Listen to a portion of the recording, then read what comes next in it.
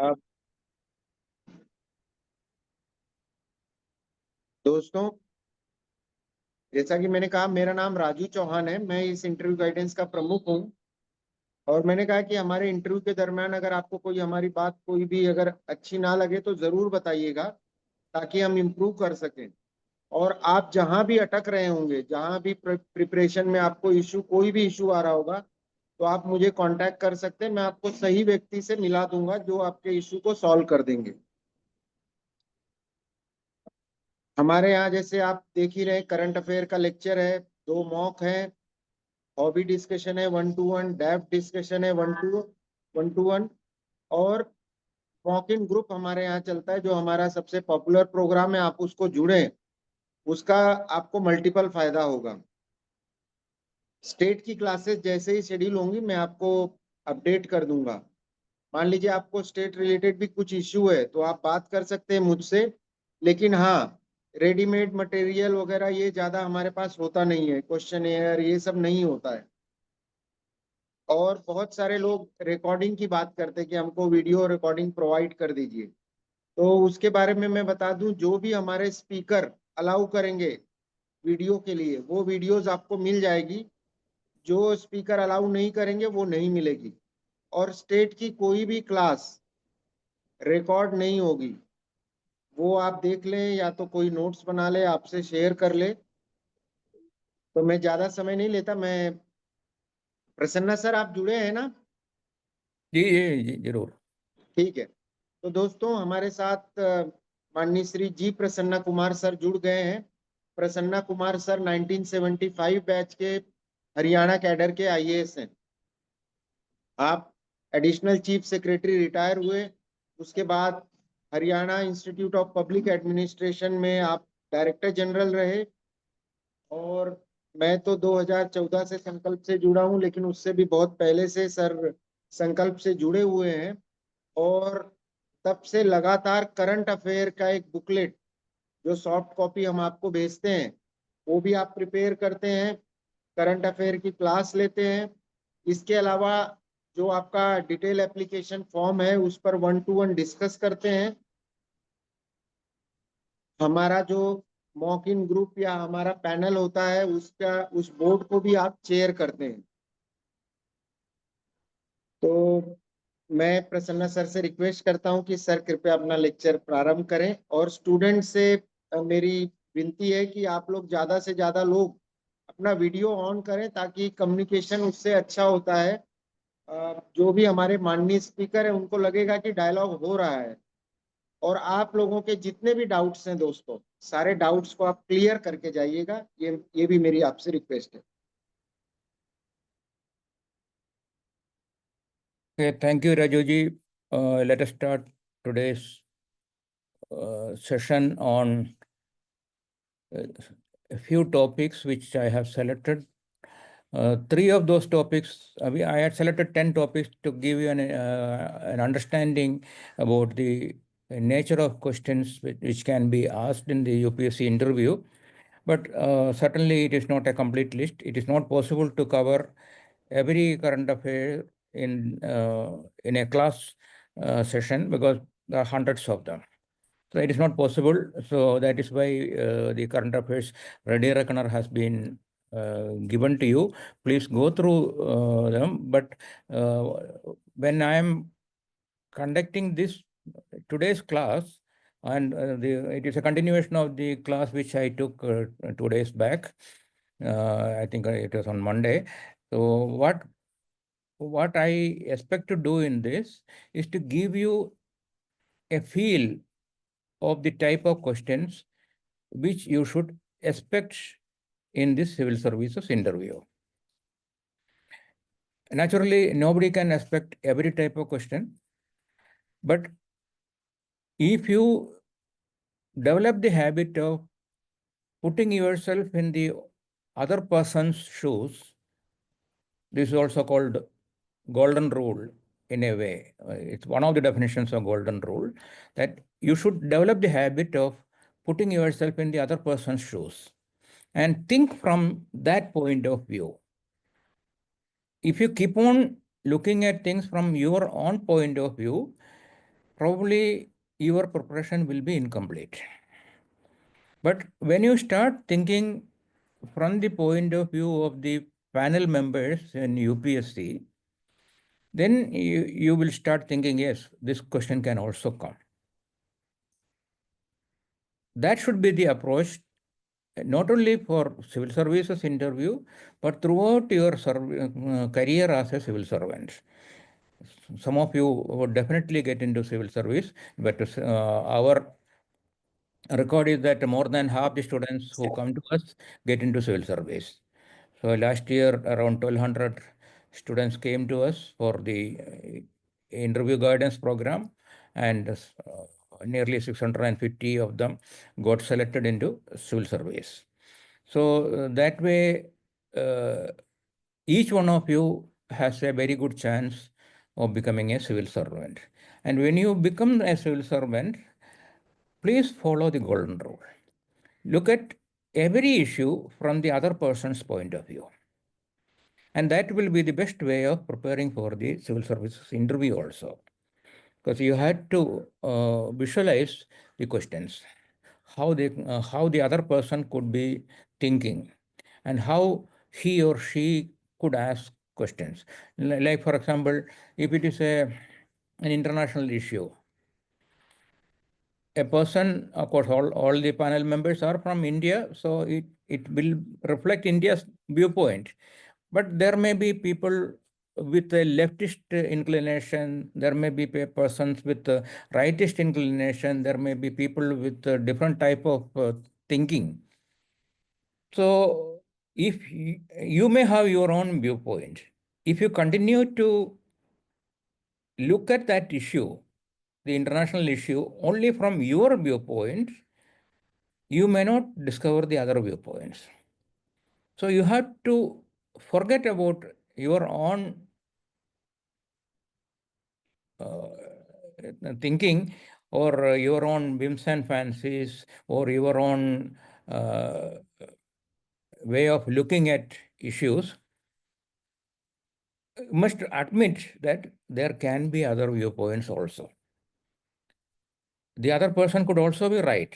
It's not always necessary that my viewpoint is correct. I may be wrong. There may be a better viewpoint. So unless I open my mind to see the other person's point of view, my interview preparation will never be complete. That is one way of avoiding the personal bias which any one of you can have. So please start practicing on those lines, so that you get a large set of questions on every issue. Of course, our attending our mock-in group will also help you. But there also you will see most of the time I would be there, but even if I am not sharing the mock-in group, there will be some other very senior civil servant, retired civil servant sharing it, or it could be a retired army officer. So they will all have a way of looking at things. It's not necessarily my viewpoint or your viewpoint.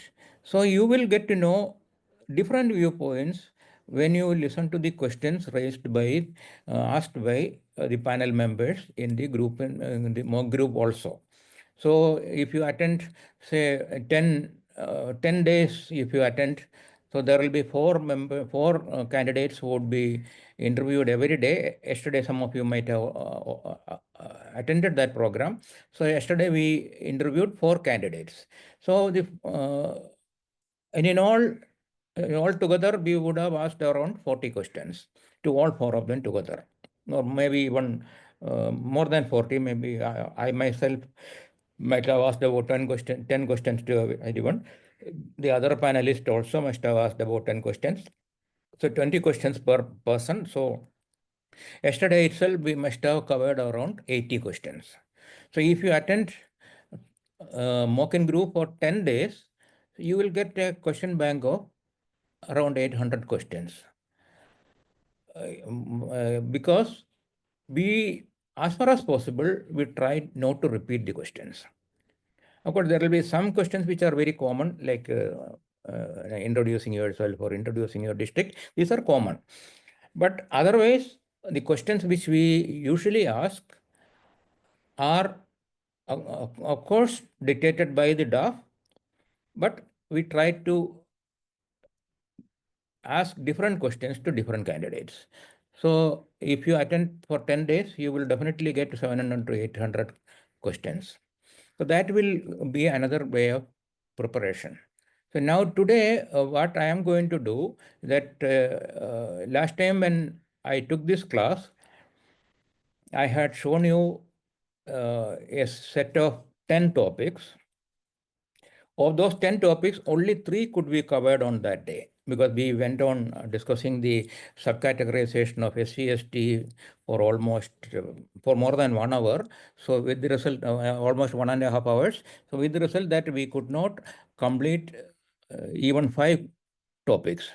So today, I don't want to take any more class on for this group. Maybe I will take a class after about 2 months, but not immediately. So today I will try to complete the remaining 7 topics, which means that we should not spend more than 15 to 20 minutes for each topic. So you may have many more questions to ask, but hold on to those questions. You can definitely ask those questions later on in our mock-in group. You can ask those questions. There are so many forums available to you for asking questions.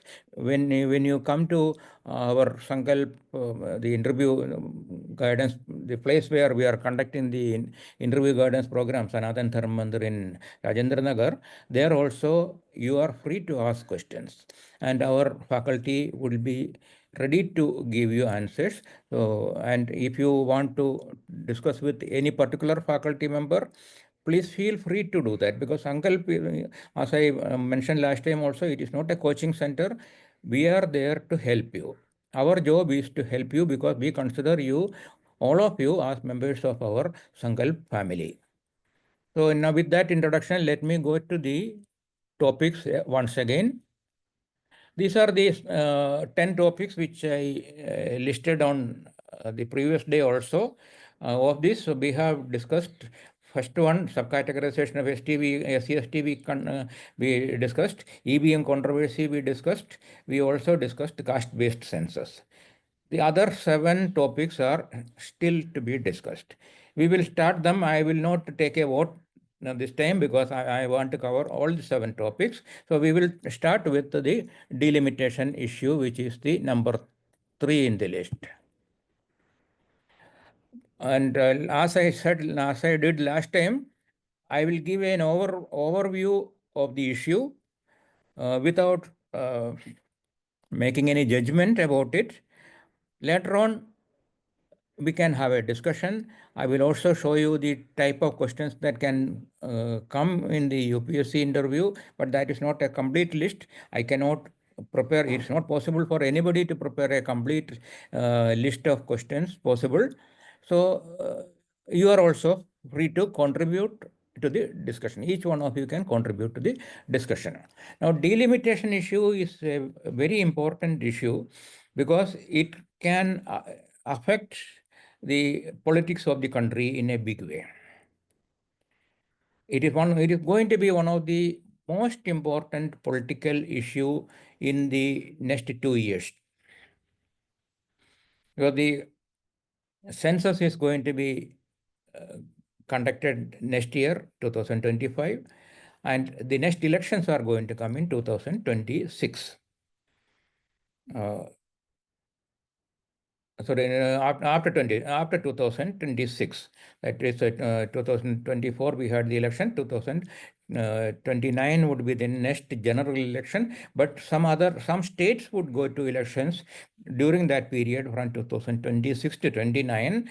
During that period, the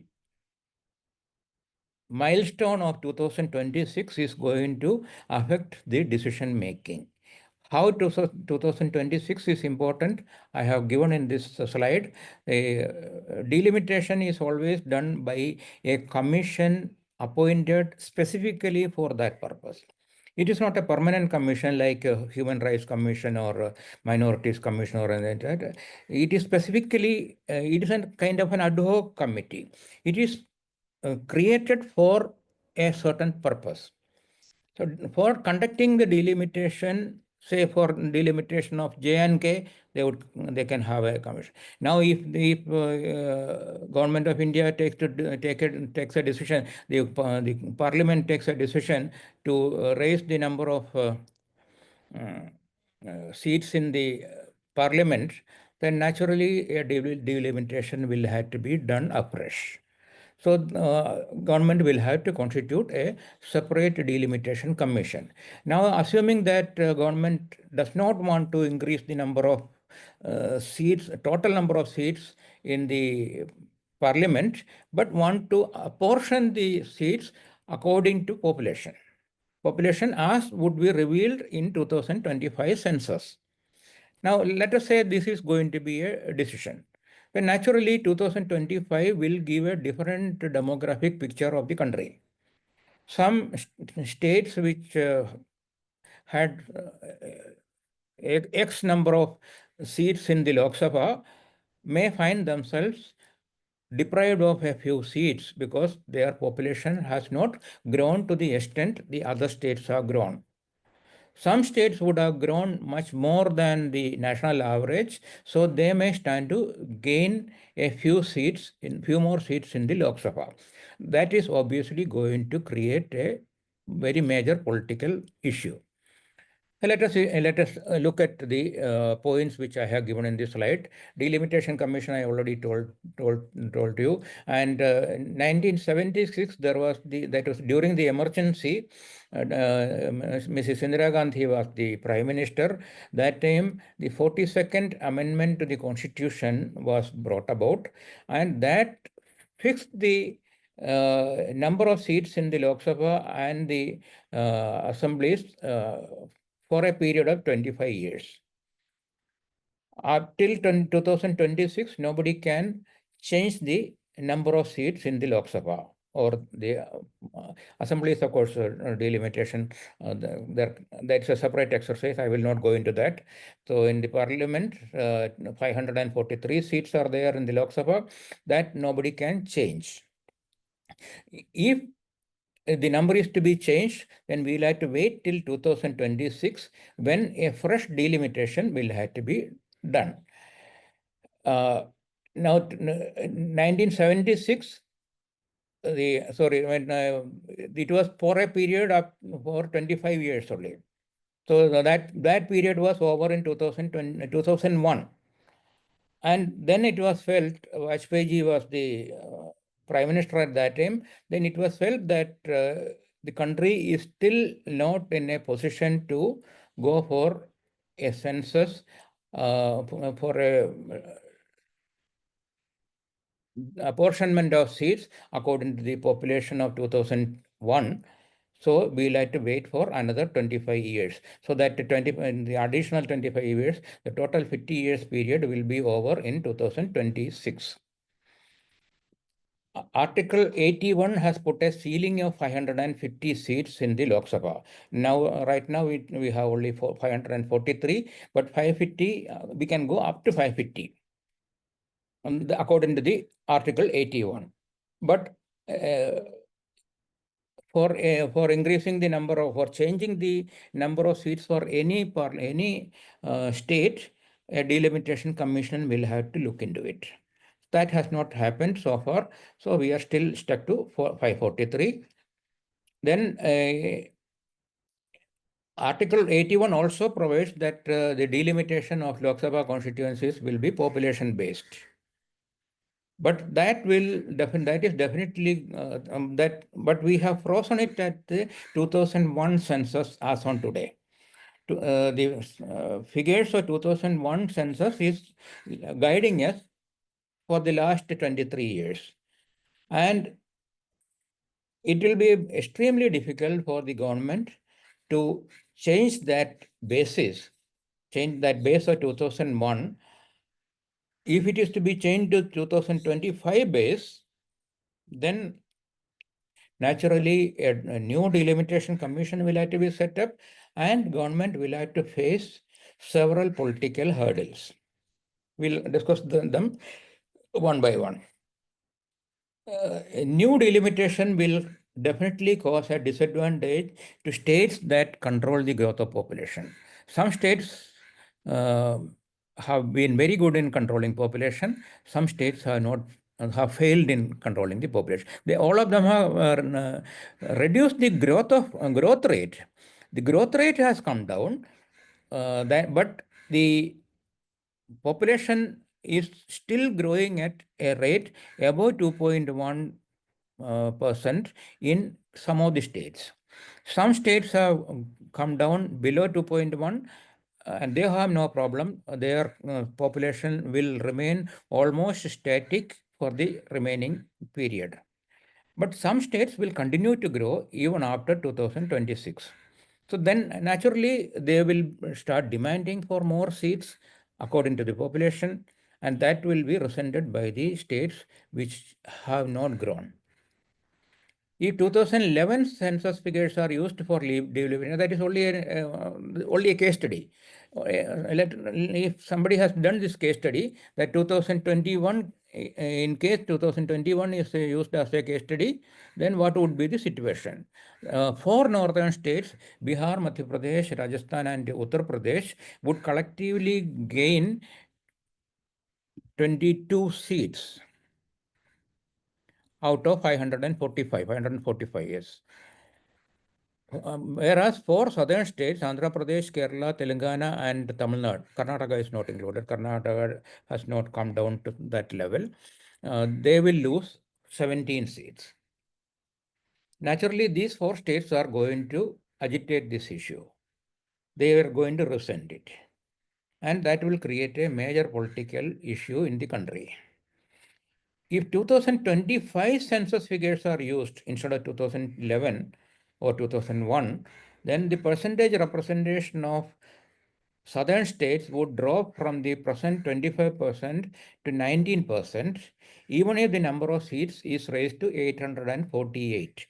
And 848 is the possible number now, because now we have a larger Lok Sabha and larger Rajya Sabha with the new building having come up. So it can accommodate nearly 850 members. So even if we have a figure of 848, but the percentage is not going to change. The percentage will remain from will fall from 25% to 19%, irrespective of the total number of seats in the Lok Sabha. Okay, now we can look at the questions. This is only an indicative list. Don't go by this list alone. You must start. I already told you how to create questions, how to create a question bank for yourself. So follow that guidance and try to create a question bank on your own. I had tried to do it in my own way. You need not follow it, but let us try to understand these questions one by one. One very obvious question would be, what do you understand by the term delimitation? So that you must go through the constitutional provisions. You should also look at the delimitation commission. There is a delimitation commission existing now, but that has been created for a separate purpose. That has been created for J&K. That is working now. I don't know whether the time has been over or not. You can check up, do a Google check and find out whether the delimitation commission is continuing to exist, or whether it has completed its term. I'm not very sure about it. That is immaterial in any case. But if a question comes about the existing delimitation commission, you should be in a position to answer. Then they could ask about what is a delimitation commission, what are its functions. That also please check up. I already mentioned something, but I'm not going to discuss it further. What are the principles followed by the delimitation commission? This again, please do the Google search and find out. I have given some indication, but that is not necessarily the complete principles followed by delimitation commission. what is the basis for freezing the population at 1971? That is in 2001, 1976, when the 42nd amendment was brought about. The population was frozen at the 1971 level, because 1971 is a very important year as far as census is concerned, because that was the time when the country started seriously thinking in terms of controlling the population. In the 20-point program, it was one of the important points. And 1970s was early 1970s.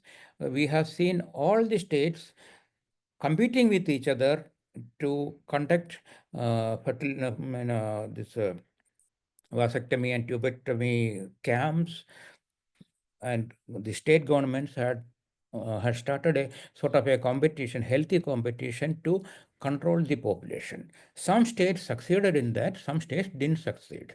So that is why 1971 has acquired a very special position. But that has been changed later on in the case of some states. It has not been changed in the case of Lok Sabha, but it has been changed in the case of some states when delimitation was conducted. You can find out about your own state. Are the southern states at a disadvantage if current population is used for delimitation? That I already discussed. So you can, there is a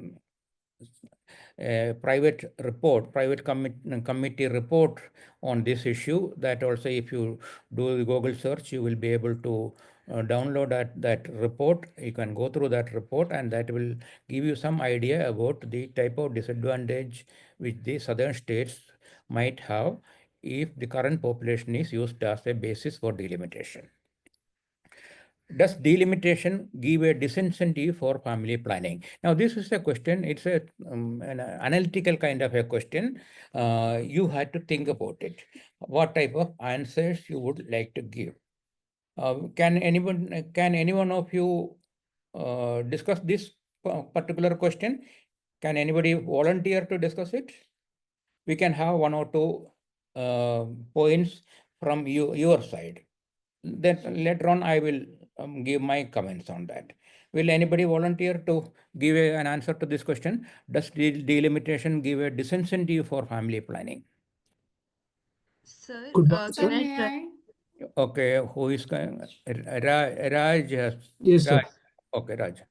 Yes, sir. So I believe that this will not be a disincentive for family planning, because as we even saw with regards to the Finance Commission and the criteria it laid down for population control. So those sort of criteria can be laid down, and the family planning and population control can be given an equal placing to prevent any sort of disincentive towards family planning. Okay, fine. Anybody else agreeing or disagreeing with Raj? Sir, can I add to it? Pooja, yes. Pooja, please. Sir, I think that delimitation happens at the level of the political level, whereas family planning is a very personal choice of the couples, which is influenced not just by national policies but also by socio-economic conditions of the nation and of the couple specifically. So there is not a direct correlation between the two, and family planning would also depend on other factors like cost of childbearing, like the participation of women in the workforce, not just on delimitation. Okay, Pooja, let me ask you this question. Will there be any change in the speed of implementation of family planning if the state government does not take any interest? Sir, to some extent, yes, but it is also dependent on the couple's choice, not just the Okay, state's fine. policies. Okay, Arsh Singh, Sir, I would like to yes, please. dis- Can I speak first? Like, No, Arsh has already. Yeah. Okay, Yes. okay. right. So I was saying that all other things kept same, a state might feel some disincentives for family planning because of delimitation, and that was one of the reasons why delimitation was suspended for 50 years in 76 as well as 2002. But going ahead, since the delimitation needs to be done, I think it can be considered as one of the factors, but population can be one of the factors, but not the only factor to decide the delimitation of constituencies. Otherwise, the southern states will definitely be at a disadvantage, something like the 15th Finance Commission had done. Okay, Ashish, please. So same point I wanted to highlight, that delimitation in its present form based solely on the population criteria definitely acts as some form of disincentive, as we have seen in the statements of the political leaders of the southern states. And going forward, it is important that we add certain other criteria also in this delimitation exercise. Okay. Sir, So this, yes, I would like to add one point to address the concern of Preeti, yes. southern state. Sir, I'm saying to address the concern of southern state, 15th Finance Commission introduced one of the parameter, which is demographic dividend, which will also is one of the parameter for the tax devaluation between the states. Okay. Okay, fine. I think we have good points already raised by the all of you. And now let me give you some idea about, because I have gone through the report which was prepared by the that private group. It was not a government initiative. Somebody had conducted a study on the implications of using 2025 census as the basis, or the 2001 as the 2011 as the basis. So there they have found, as I already mentioned in the previous slide, that currently southern states have a 25% weightage in the Lok Sabha. That will come down to 19%. Now, if you put yourself in the position of a southern state, what will you think? That if you are the chief minister of a southern state, and what would you think? That if I control my population, if I give incentives to my people for family planning, then my state's population will continue to fall, and it might create problems when the delimitation of constituencies is done. That it may have it as some of you already mentioned, Finance Commission can take care of it to a large extent. But Finance Commission will look at only the financial devolution, not the number of seats in the Lok Sabha. Okay, number of seats in the Lok Sabha will be determined according to the 42nd Amendment, or according to Article 81, or according to Article 81, which makes population as the basis of delimitation. Then naturally those states will start thinking that if I reduce my population, or if I don't increase my population, my share in the Lok Sabha will come down. So why should I do it? So this is the issue which you have to answer. I'm not asking you to answer this question, but I want you to think about it. Put yourself in the position of the southern states and start thinking that, yes, what would a chief minister of a southern state think, or the government of a southern state would think. Or on the other hand, you put yourself in the position of the politicians in Bihar and Uttar Pradesh.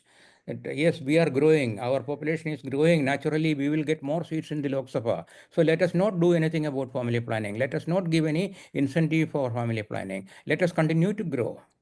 That would be one way of looking at it. These are all possible because we know how our politicians think. They are not going to think like you and me. They are not going to look at issues like civil servants. They will definitely look at it from the political uh, fallout of it, or the political dividend which they can get from a particular decision. So they will naturally say that by reducing my population, I stand at a disadvantage. So I should not do it. So this is one possibility. We can definitely find ways of uh, controlling that damage or containing the damage, but in the case of delimitation, I don't think that is possible. We can devolve more funds to them through Finance Commission's recommendation. That is possible, but not increase the number of seats, because in that case, what will happen? We'll have to continue using 1971 census as the basis. What you are saying is amounting to that let us freeze the population at 1971 census for the purpose of delimitation of constituencies. That is what you are saying now. Will the politicians agree to that? Because I said that already 50 years have gone, and 50 years, in spite of our population went up, our number of seats in the Lok Sabha has not gone up. So we want proportionate representation in the Lok Sabha. That is what UP and Bihar would say. And southern states would say that we controlled the population and kept it almost at the level of 1971 or 2011, and we are being penalized for it. So this is what you have to think. I'm not giving suggesting any answer from your side, but please think about these repercussions, these viewpoints, and then come to a discussion. Now I will not go further because we already exceeded the 20 minutes limit I have set for ourselves. So I will go to the next slide. Okay, in any case, in the group mock, we can discuss it further.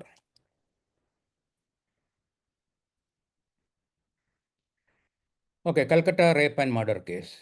This is a very current topic, so you can expect questions on it. And as future civil servants, you may have to deal with similar situations. So in the interview, questions can come on how you would in the suppose you were the DM of Calcutta, how you would have handled it, or you are the Home Secretary of West Bengal, how you would have handled it. This type of situation questions can also come on this. So I will quickly go through the timeline of the issue. 9th August 2024, a 31-year-old female postgraduate trainee doctor at RG Kar Medical College and Hospital in Calcutta was raped and murdered in a college building. On 10th August, the next day, Sanjay Roy, a 33-year-old male civic volunteer, note that point, male civic volunteer, he is not an employee, civic volunteer working for Calcutta police, was arrested under suspicion of committing the crime. 13th August, Calcutta High Court transferred the investigation to CBI.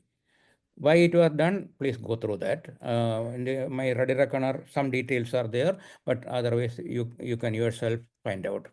On 18th August, Supreme Court took suo motu cognizance of the case. In the meanwhile, the junior doctors had gone on a strike because the girl who was raped was a junior doctor. So the junior doctors, in sympathizing with her cause, they went on a strike. Of course, the strike has been called off later. Sandeep Ghosh, the former principal of the college, the principal at that time, he was arrested by CBI because they found that there was some involvement of Sandeep Ghosh also. And to contain the issue, and since there was a lot of public resentment rising on this issue, the West Bengal government came up with a face-saving measure. They wanted to enact a law, and for that a bill called Aparajita Women and Child. Sorry, I think some mistake is there. Okay, you can check up some spelling mistake which I have committed. That amendment bill 2024 was referred to the President of India for consideration. Now, President of India has not given the consent so far. Now, looking at this issue, the Union Health Ministry has come up with a set of recommendations to deal with the issues in the similar issues, to prevent similar issues in the public hospitals. Recruitment of ex-servicemen and state security personnel in high-risk hospital areas, mandated background checks for outsourced and contract workers. See, as I mentioned, that the person who was arrested was not an employee of the medical college, he was only a volunteer. Similarly, there would be outsourced and contract workers also. Without doing much of background check, they are appointed, because they are appointed on an ad hoc basis. Integration with the local police and establishment of protocols for rapid response to incidents. Implementation of bereavement protocols to assist healthcare workers in handling emotional situations arising from patient deaths. The relatives also need to be given some kind of a help. Security audits to assess and improve security measures in hospital. Focus on high-risk areas such as emergency rooms, triage areas, and intensive care units. Installation and maintenance of CCTV cameras in strategic locations, and formation of internal security committees involving residents and students. Now, the possible questions you can expect from this particular case, I have tried to summarize here. What are the implications of the Calcutta rape and murder case on women's security in India? This, you should expect this type of general questions, not specific questions specific to the incident, but general questions which, as a future civil servant, you will have to think about. So, women's security as a national issue, how did this particular incident throw a light on that? Or in what type of lessons the country has learned from the Calcutta rape and murder case as far as women's security issues are concerned? This type of questions can come. What are the laws in our country for security of women in workplace? That you should do a search yourself and prepare a list yourself. Of course, there's a specific law for security of women in workplace.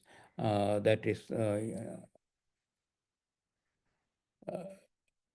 I'm sure you must have already prepared on that. There are some other laws also, like even in the case of IPC and CRPC provisions are also there. You should be familiar with all the legal provisions in relation to security of women in workplace. Are the laws adequate to ensure security of women in workplace? This is an opinion question. What is your opinion? Do you think that the existing laws are adequate or not? That nobody can give an answer to this question. You have to work out an answer yourself. What more can be done by the governments and the employers to provide security of women in workplace? In addition to the existing provisions, can you think of any new provision? This again is an opinion question. In your opinion, do you think there are any other possible ways in which security of women can be assured? This again, you can do a brainstorming in your own mind and come up with some interesting solutions. Do you think the West Bengal government could have done better in dealing with this situation? Can technology help in improving security of women in workplace? Those of you from engineering background can expect this question. They may even ask you to design a workplace using modern technology so that women feel secure. What are the components you will include in that design of the new workplace? This type of questions can come. This again, no ready-made answer would be available. You have to come up with the answers. What are the important new features in the Aparajita Women and Child West Bengal Criminal Laws Amendment Bill 2024?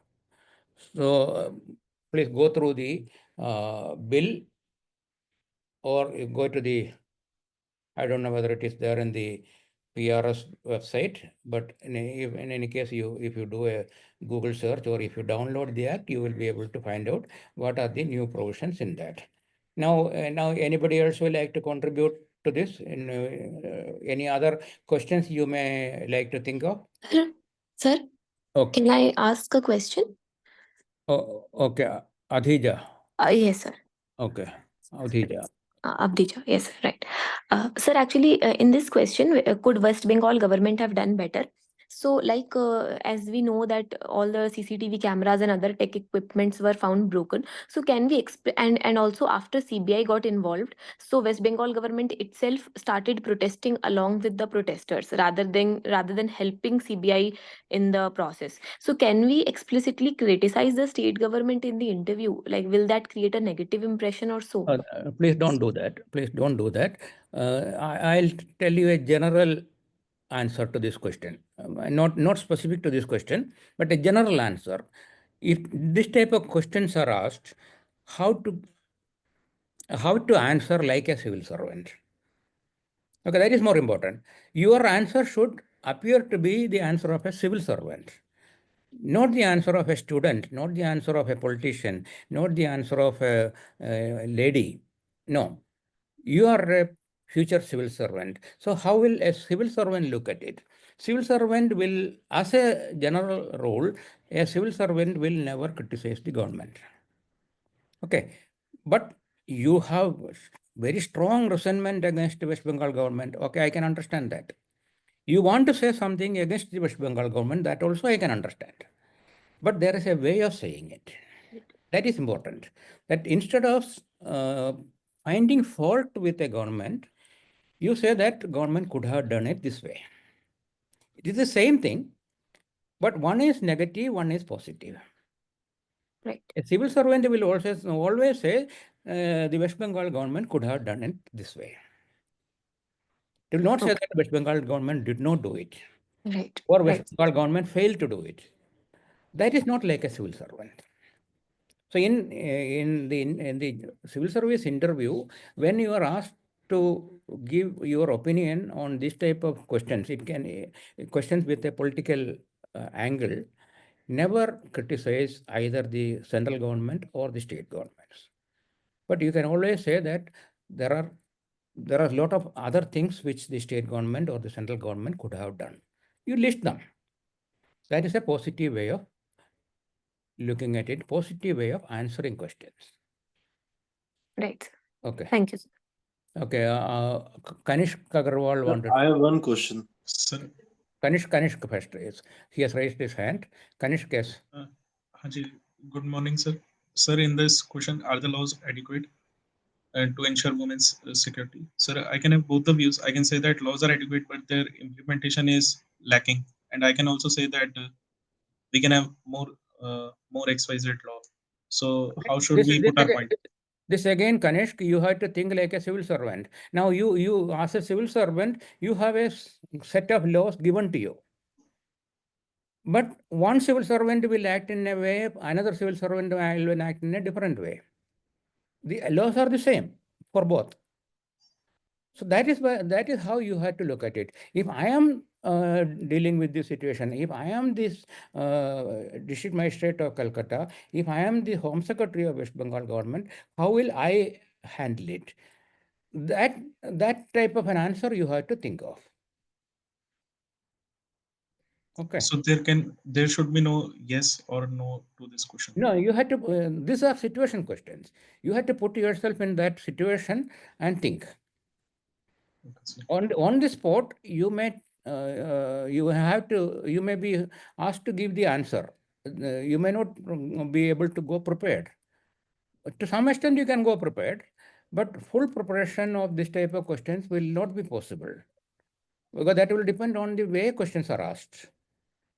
So listen to that question and then try to visualize that situation. Try to apply the golden rule there.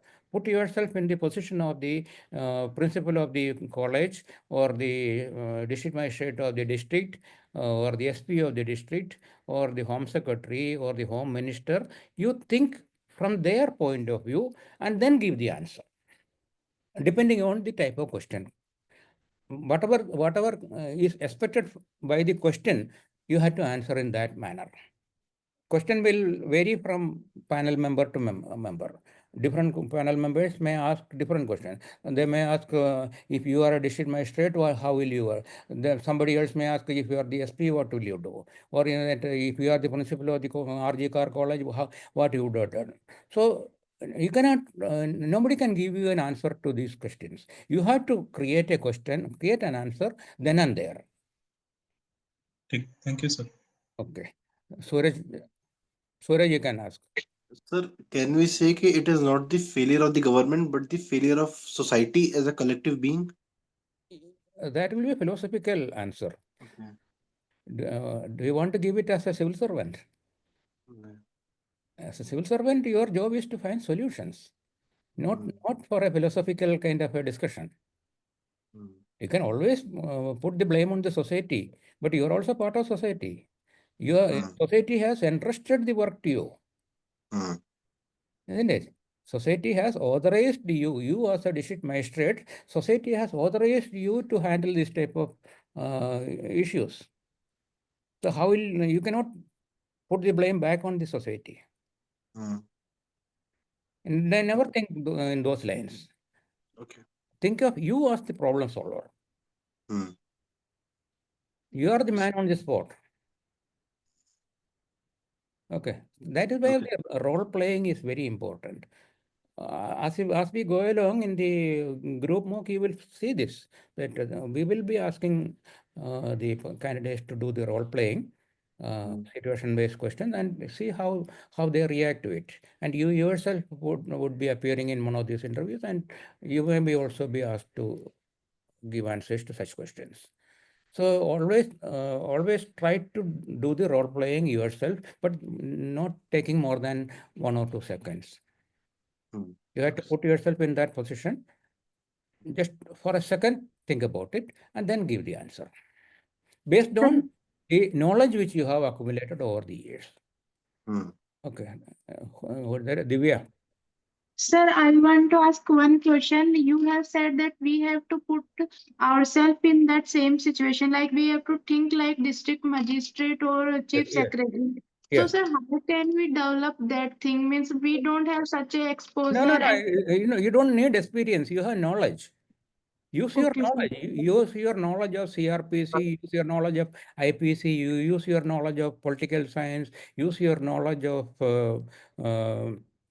constitution. All these things you can do. All this you have acquired already. Okay, You don't have to answer from the point of view of an experienced person. I may be able to give that kind of an answer, but not you. That will not be expected from you. What is expected from you is a common sense answer. Common sense answer supported by the knowledge which you have acquired on constitution, legal provisions, political science, philosophy, whatever knowledge you have acquired. So that can be used by to support your common sense. But answer has to be based on your common sense only. Not your naturally you don't. They know that you don't have the experience. Like situation question, somebody the law and order situation. You don't have any experience of dealing with law and order situations, but question will come.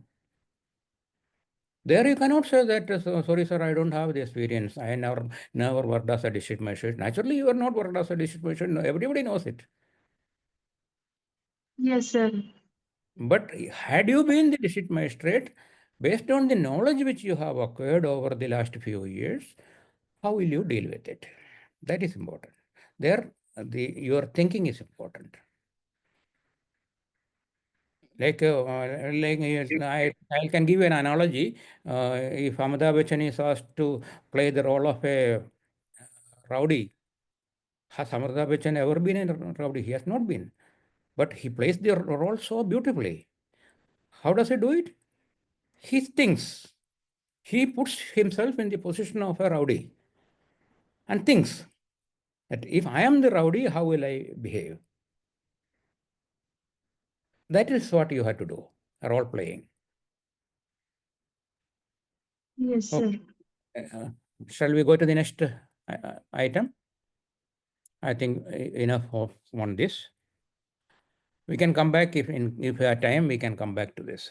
Now let us discuss another very important issue, new classical languages. This is important for those of you who have taken a regional language as your optional subject, especially Hindi or Maithili or Bengali, Odia, Gujarati, Marathi, if you have one of these optional subjects, you can expect questions based on the classical nature of your language.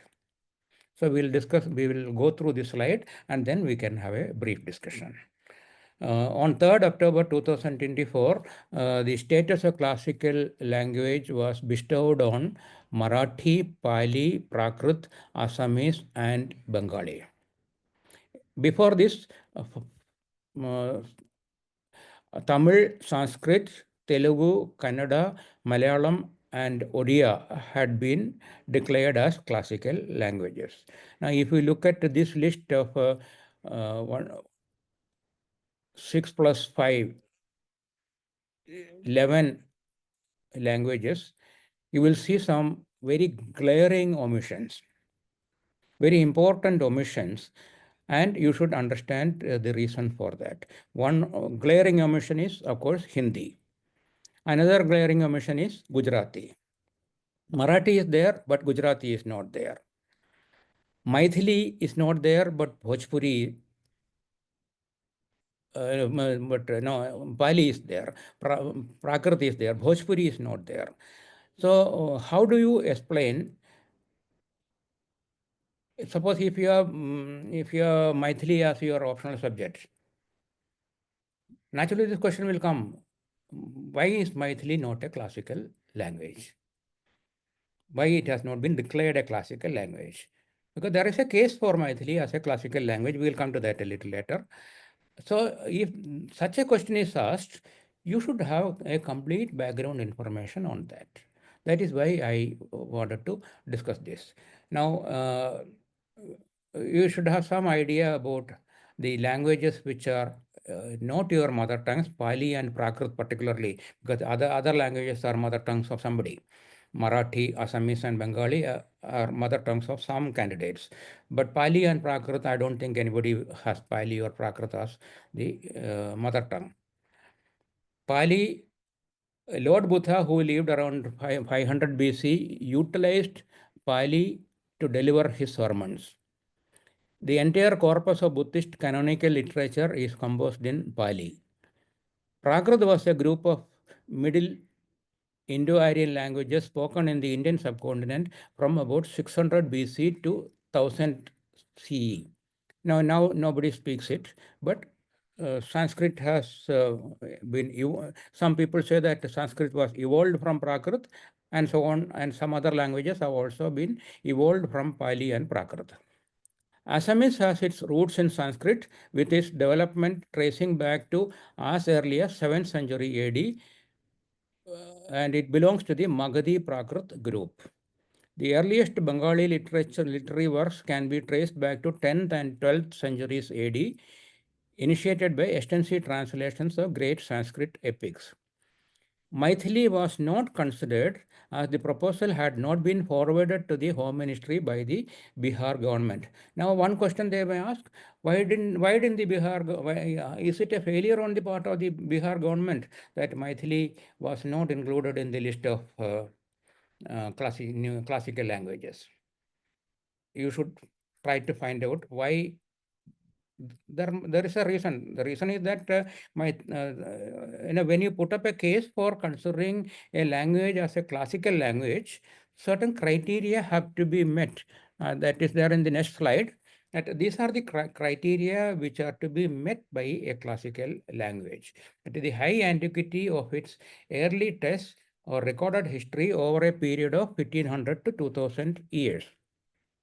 A body of ancient literature or text which is considered a heritage by generations of speakers. Knowledge tests, especially prose tests, in addition to poetry, epigraphical and inscriptional evidence. The classical language and literature could be distinct from its current form, or could be discontinuous with later forms of its offshoots. Now, these are the criteria. Now, you look at, suppose if Maithili is your optional subject, look at Maithili independently that whether Maithili fulfills these criteria or not. Probably Bihar government might have felt that, okay, these 4 criteria Maithili fulfills, but we have to give strong supporting evidence. That evidence collection may take time. So probably Bihar government may not have been ready with necessary evidence to support its case of Maithili as a classical language. I don't know. You can check up yourself. But this is how you have to approach this issue. Now let us also look at the possible questions and then we can have a discussion. Possible questions: what are the languages recently given classical status? That is a typical question. What are the criteria for giving classical status to a new language? Which ministry confers classical status to a language? This type of questions are usually asked because sometimes you may think that after all it is language, so it may be education ministry or it may be ministry of culture, but the answer is it is a home ministry. How do you think these languages meet the criteria of conferring classical status? So that depending on your language, if you are from Bengal, you may not be asked questions about Marathi, you may not be asked questions about Assamese, but questions can come about Bengali. How do you explain Bengali meeting the criteria? Then you will have to answer that question because you are from West Bengal, or you have Bengali as your optional subject. So depending on your own DAF, you will have to be prepared for this question. Why was Maithili not given classical status? Please find out the answer yourself. Why was Hindi not yet given classical status? This again, you can find out the answer yourself, but I can also help you that Hindi has a long tradition, no doubt, but it has changed its form substantially. The Hindi, which was the language which was spoken in the present Hindi belt, is not this Hindi which we speak today. It has undergone substantial change. So the continuity is not there, and it does not fulfill the criteria of evolution from an ancient form. It has changed its form, not evolved. It is not just evolution of classical language. It has practically, the language itself has changed. In fact, most of the Hindi-speaking belt, they were using some languages which are now considered the dialects of Hindi. Maybe Bhojpuri, Maithili, Brijbhasha, Awadh, etc., or Haryanvi, or Rajasthani, or Marwadi. So these are all, today they are considered dialects of Hindi, but some time back they were not dialects of Hindi because Hindi didn't exist at that time. Hindi as a language didn't exist, only the dialects existed. So that is the reason why Hindi has not been given a status so far, because Hindi is yet to prove itself as a classical language. Now you can find out the answers yourself, and if Hindi is your optional subject, go fully prepared to answer this question. This is a very, very likely question for you. Now we can have a few minutes of discussion. Who would like to start the discussion?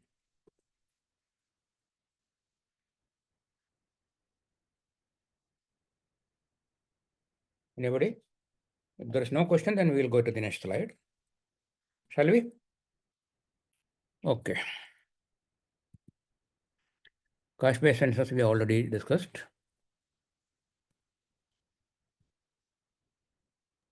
Sir, One excuse me. Okay. Sir, could you please share that caste-based census slides one by one? I want to click the screenshots of that. I'll send you. You will get by today evening. You will get, all of you will get these slides. Okay, sir. Thank you, sir. Okay, if we have time, we'll come back to it later. Okay. Okay. Let us complete the 7 topics which we are not touched on the previous day. Thank you, sir. Okay. You were not present in the previous class. No, sir. Okay, naturally you missed it. Okay, don't worry. There may be a recorded version available to you. You can talk to Raju Chauhan, and he may be able to help you with a recorded session. It has been recorded. Okay, one nation, one election. Again, let us go through the timeline. 18 September 2024. Union Cabinet accepted the recommendations of the high-level committee headed by former President Ramnath Kovind that had proposed simultaneous elections to the Lok Sabha and state assemblies as a first step, and municipal and panchayat polls within 100 days of the general election in the next phase. The committee had suggested 18 amendments to the constitution and other statutes. You can have you can download a summary of the COVID committee recommendation and go through it, but you don't have to do it because I have already done it and it is there in the Ready Reckoner. So go through the details in the Ready Reckoner and go prepared to answer questions on this. Amendment Article 83, duration of Houses of Parliament. Article 172, duration of state legislatures to commence a new electoral cycle.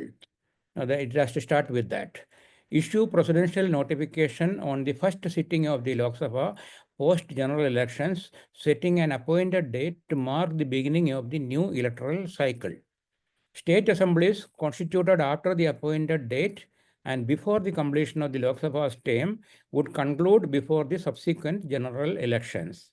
Elections to the Lok Sabha and all state assemblies would be held simultaneously. Now, these are the recommendations of the Kovind Committee report. So, it has come up with a beautiful way of avoiding heart burning to a large extent. Of course, there will be heart burning still. Not everybody will be happy about the implementation of the recommendations. One nation, one election is already being opposed by by many parties and opinion leaders. So we had to live with it. But how to control the damage, how to make the election process a smooth affair, at least after 2026.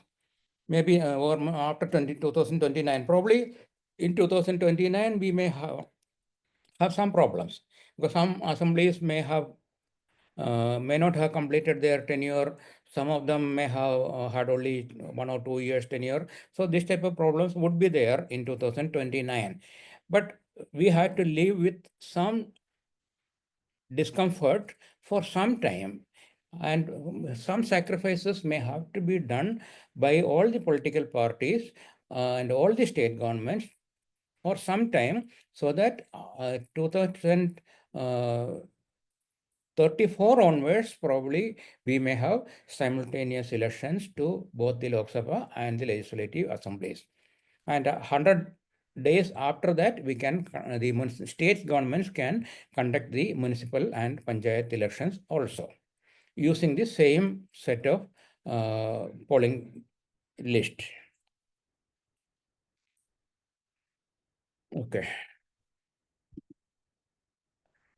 Continuing with the recommendations, fresh elections held to constitute a new Lok Sabha in the event of a hung house or a no confidence motion or any such event, but the tenure of the house will be only for the unexpired or remaining term of the immediately preceding full term of the house.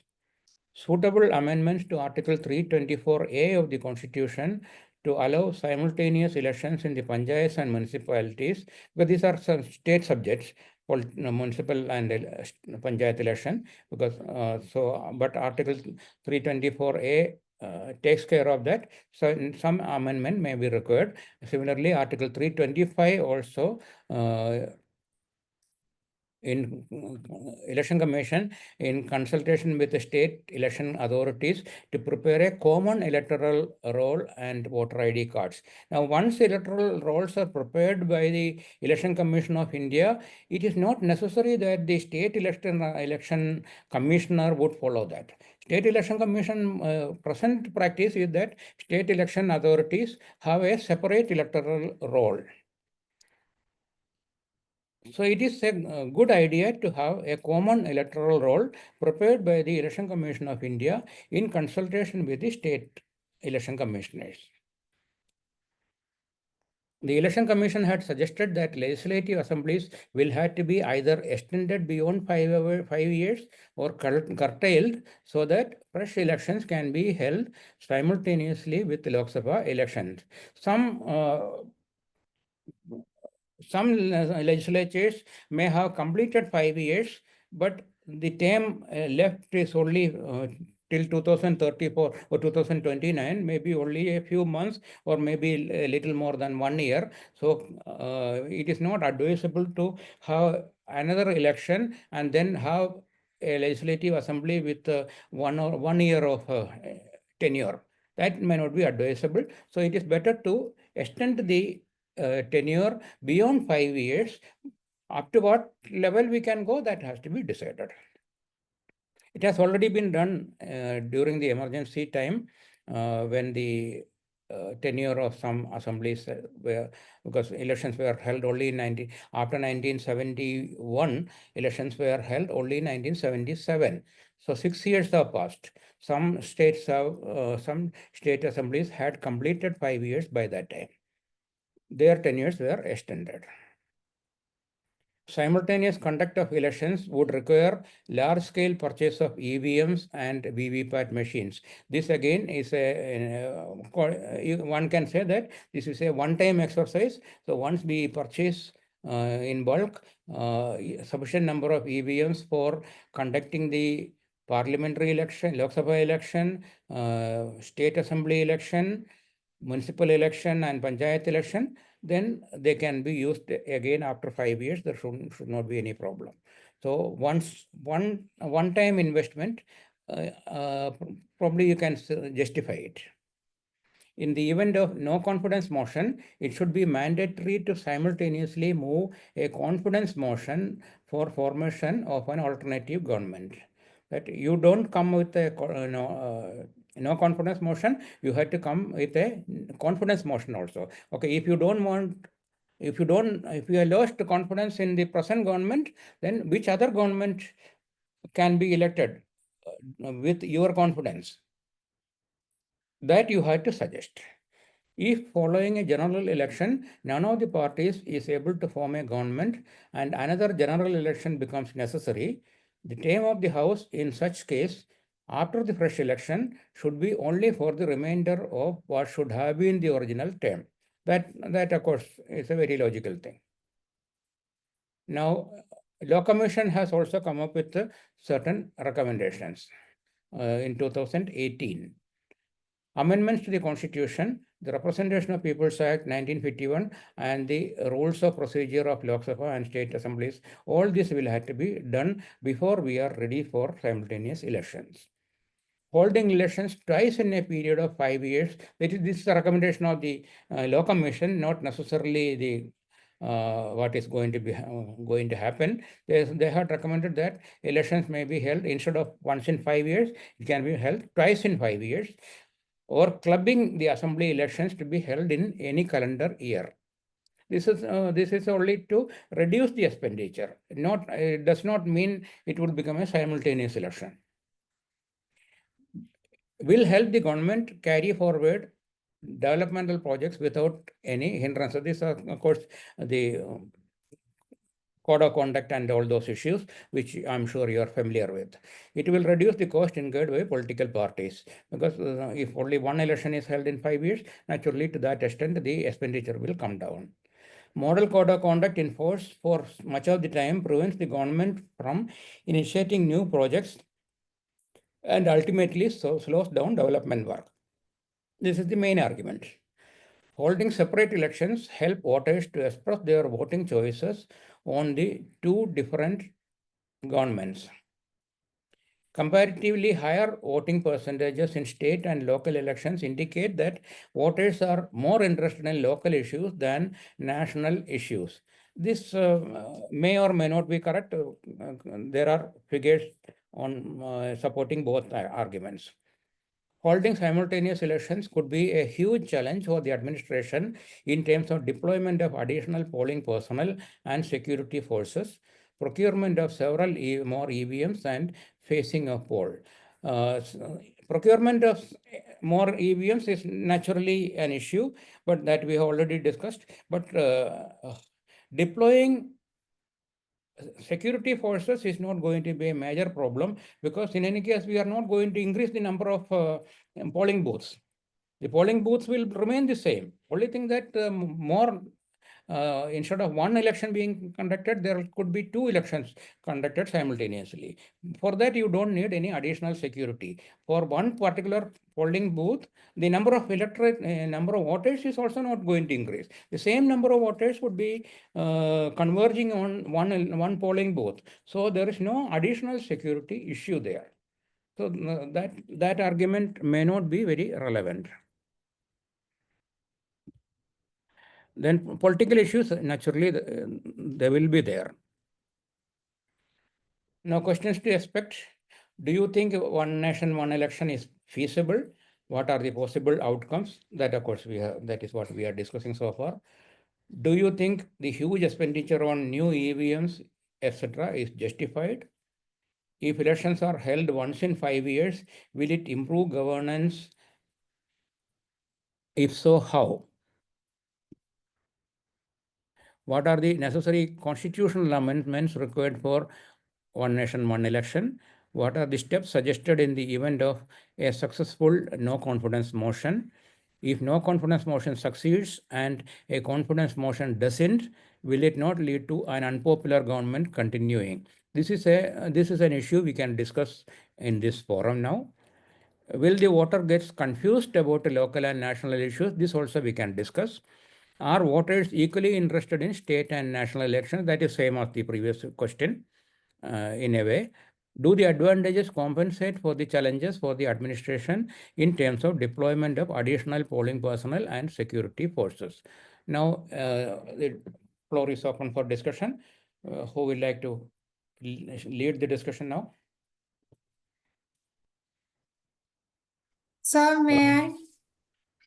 Okay, Gayatri, yes, please. Sir, I literally believe that there are advantages of one nation, one election, but the challenges are more than that of the advantages. So Okay. can we say that?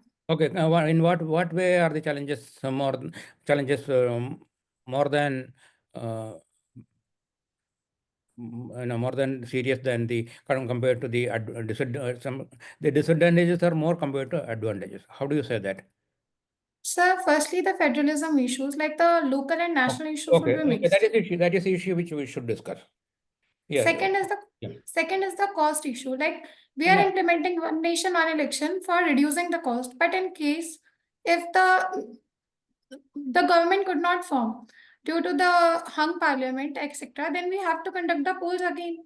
This would lead to the costs. And there was a private study also which showed that only 25 rupees per voter we are spending. So I don't believe that maintaining a democracy at 25 rupees is a very huge amount. And third one is by roping the voters again and again in the election process keeps them also activated. If we just have voting and at the end of 5 years, that would make our voters less participative and less active, less interested in the democracy.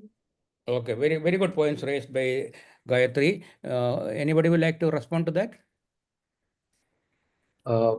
Sir, may I? Okay, Ayush, please. Yes, please. sir. Sir, I had a similar line of thought. So I wanted to ask, sir, in the interview panel, should we take a stand that, in my opinion, I think one nation, one election should not happen. So on the basis of the points which were mentioned by the Gayatri, and also, sir, when one nation, one election happens, both the elections are going simultaneously. We have seen in election processes there are many illegal methods of distributing money and everything is being done. So when it is being done by one, whatever party will be done, so the local agenda and the national agenda will get mixed, and the popularity of one leader, which is already a problem, the charismatic point of the being leader is being protected upon rather than the agenda in which it is being worked upon. So can we take a stand in that regard? Okay, I'll respond to that later, but let the others respond. Okay. My question is, I mean, my idea is. Okay, Ashish, please. No, it need not be question. You can have a discussion. We are more interested in the discussion because the questions anybody can ask. It's discussion If in you the. ask a question, you must answer it also. Yes. So basically, what I want to say is that the idea of precedent rule that we have in our country regarding that Article 356. So how will that provision be implemented in case we have a simultaneous election in our country? Okay, okay. Do you have an answer to that? So as of now, I'm not exactly. Okay, okay, okay. Don't worry. Okay, Kanishk. Yes, sir. Sir, three more disadvantages to discredit the One Nation One Election Act. Election in one state holds the MCC for that state only and does not restrict the projects in entire country. And second one is that we are suspending the popular government before the 5 years. So that is a farce to a democracy. With if we conduct One Nation One Election. Third is that there should be a restraint on the campaigns by the political leaders, and not election in itself is not an issue. It is the heavy campaigning, the amount of campaigning that takes place is an issue. Thank you. Okay, okay. Sir, I would like to add one or two more points to that. Sir, first of all, is that the lifespan of an EVM machine is only 15 years. So the amount of expenditure that would be incurred on repeatedly procuring EVM machine is also going to be very high. And second thing is that, sir, the basic function of an election is that people get to give mandate to the government whether to continue or not. In a sense, it keeps a check on the government. Due to the repeated elections that happens in our country, it makes the government very conscious about its step. In the recent times, we have seen that government has backtracked on many of its decisions just because there were election in many state assemblies, and so in the sense, I think it is not in turn in favor of the citizens, sir, because it is our basic right that we get to choose the government and keep a check on the government. So it is, I think, backtrack on that step, sir. Okay, good. Sir, I would like to add a few points. Just let me take the names. Prakhar. Prakhar. Yes, sir. Sir, I would like to make a few points in the favor of One Nation One Election. First of all, is that the cost is, I think, much greater than what Gayatri ma'am said. I'm including the cost incurred by political parties as well. So in 2024 general election, rupees 1.35 lakh crore was spent on elections, and this is only the general election. I'm not including the cost that is spent on the state elections as well. Second point is that the entire administration, including the CRPF, the CAPF, they are also involved in the process. So I think the government takes a backseat when various elections are conducted. And third, regarding moral code of conduct, it is true that moral code of conduct is only applied in a state, but there are multiple projects that go through various states as well. So even if a single state has election, the entire project gets postponed because of that. Okay, good. Sir, can I add a few points? And let me take the names. Shubham, please. Yes, sir. Everybody. Yeah. Yes, sir. Sir, I believe that One Nation, One Election is a right step in the right direction because the poor governance situation in the rural areas, I believe that the government teachers, all the machinery is deployed for the election multiple times, like 3 times in a 5 year for the Lok Sabha, then state legislature. And if election are happening in the once in a 5 year, the quality of service delivery is not affected that much. Also, sir, if even the legislature is dissolved before the 5 years, I don't think there is an issue. If they are doing good work, they get elected multiple again again in after the 2 or 3 years. So I don't think there is an issue. So I think it's a right step. Okay. Okay. Raj, please. Yes, sir. So I believe that this is a good step. However, there is a need to develop a consensus among all the stakeholders to ensure that the idea is well received and all the pros and cons of the ideas can be thought through.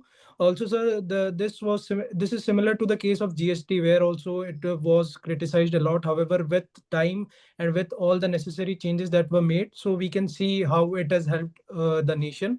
So, sir, this is one of the points that I would like to add. Okay. Nancy Singh? Yes, sir, I would like to favor one nation, one election. In the sense, like Gayatri ma'am said, that voters will feel that they'll not be more participative. Rather, I feel that when voters will get a chance to vote in 5 years, they will be more like waiting for the 5 year tenure so that they can express their consciousness. And sir, with regard to the point that regional issues will be suppressed and national issues will, or the issues will be mixed up, sir, I feel that if we think like this, we are questioning the integrity of voter consciousness. The voters are well aware that what is the national issues and what are the regional issues. So if we consider in this manner, I feel that we are just questioning the consciousness of voters. So they are well aware and they'll vote accordingly. Okay, very good point. Very good point. You are right. Now, Hello, sir. I yeah. would like to I would like to make one point in favor of one nation, one election, that because of frequent elections became a breeding ground for misinformation, hate speech on the basis of caste, religion, and gender. So we can avoid these multiple events. Okay. Okay. Ajal? Yes, Ajal, am I audible? Yes, sir. Yes.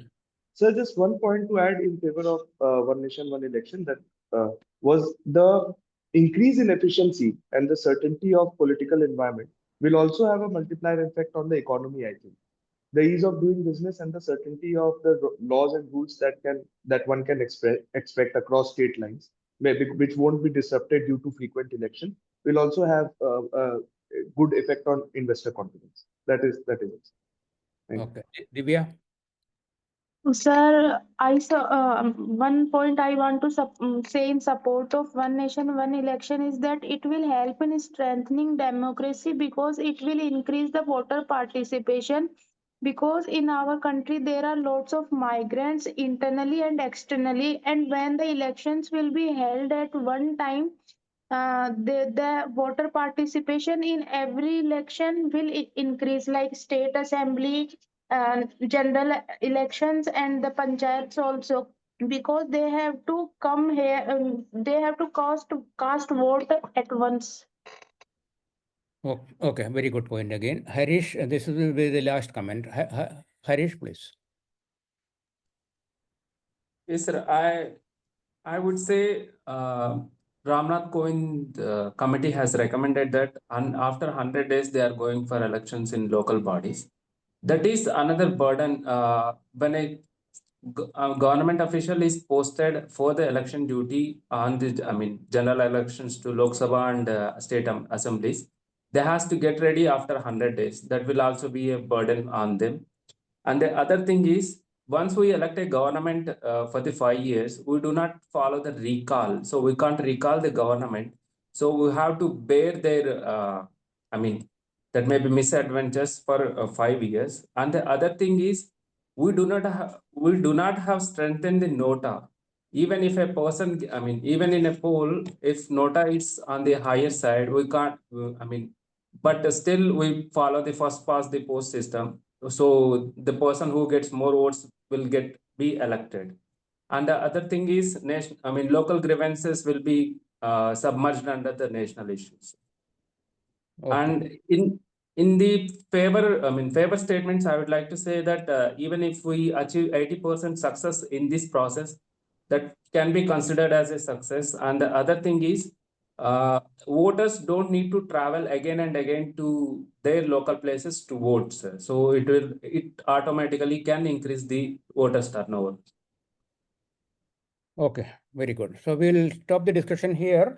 Let me respond to the issues which you are raised. I'm not going to answer every issue, but I'll just give some comments on the possible questions and possible answers.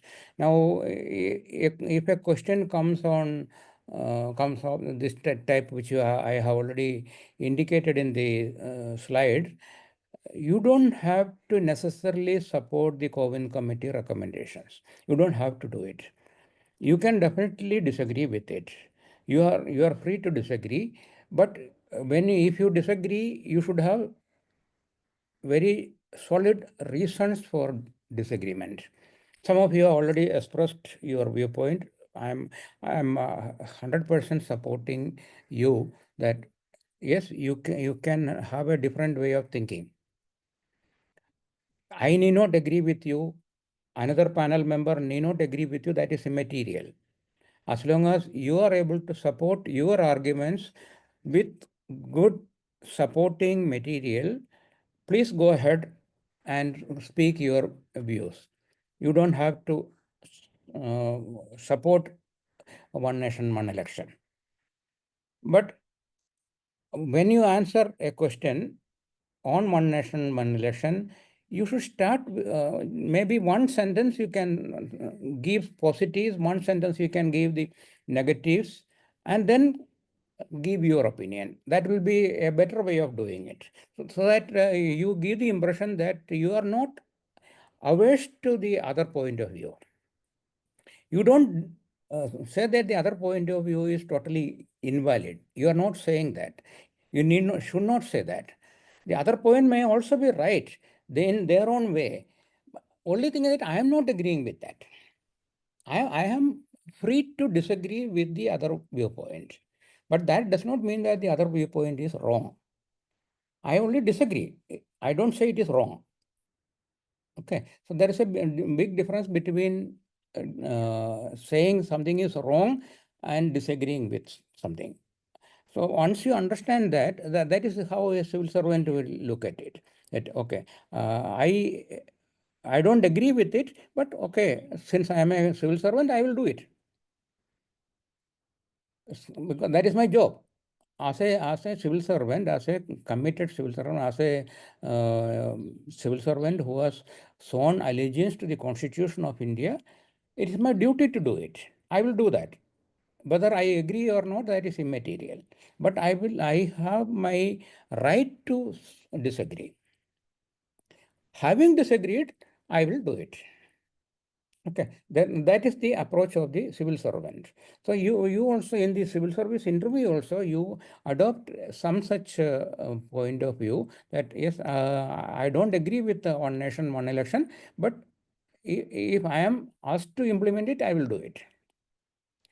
So depending on the type of question asked, you frame your answer. If the question is asked, do you support one nation, one elections? Definitely you can say, I don't support. But then you said, how will you implement one nation, one election? Then you cannot say that I don't want to implement it. You have no, that answer is not available to you because you are a civil servant. Civil servant cannot say that I will not implement it. So depending on the question, you frame your answer. But support your answers with good logical arguments. That is the only thing you can do. And the one question which Gayatri had raised is very important. You must think about it. Suppose if you elect a state government and no party has received majority, it is a hung assembly. What will you do? Do you have to conduct a fresh election? In which case, the argument about reducing expenditure has gone for a sixer. How do you deal with it? Please think about it. COVID committee has thought about it. It has given some recommendations also on. It has discussed it. I don't remember what exactly is the viewpoint of the committee, but you can look at that. You can download the COVID committee recommendation. It is available, and it can. And then based on that, you can create your own ideas. You can. You need not agree with the Coven Committee report, but you can have your own viewpoint, but collect adequate evidence, adequate material to support your arguments. That's all. Okay. We can continue, we can keep on discussing it.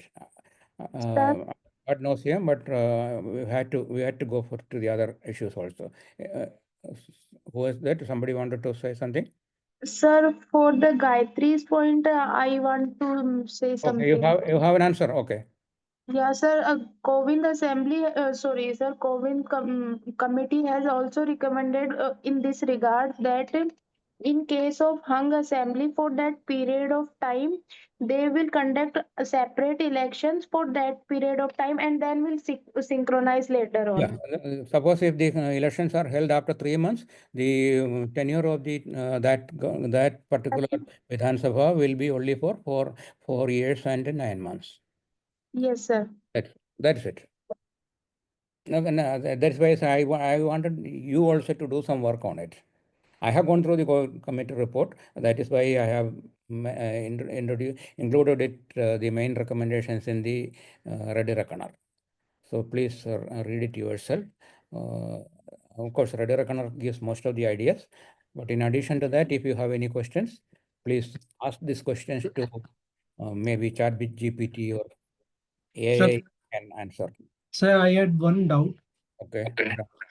Sir, and on a question on one nation, one election, should we, after giving all the opinions, also talk about the other electoral reforms that are more necessary? No. Answer to the question. Okay, sir. Answer to the question. Because you don't have time to give a more than 4 or 5 sentences. You won't have time. Stick to the question. Okay, sir.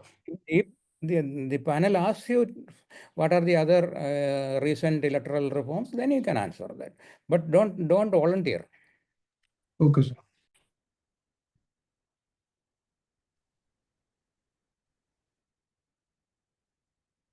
Okay, madrasas unfit for providing proper education. This is a High Court. This Uttar Pradesh government had come with this view. Now the question is whether you agree with it or not. Allahabad High Court judgment was invalidated by the invalidated the Uttar Pradesh Board of Madrasa Education Act 2004. Supreme Court partially upheld the act that confirms the state to regulate madrasa education to ensure standards of excellence. Supreme Court's view is that state government has a role to play there. In September 2024, the National Commission for Protection of Child Rights, NCPCR, informed the state Supreme Court that madrasas are unsuitable for providing proper education to children. I had taken my title from that. Madrasa textbooks promote supremacy of Islam. This is the argument given there. Incorporating a few NCERT books does not ensure quality education. That is only a superficial kind of an improvement.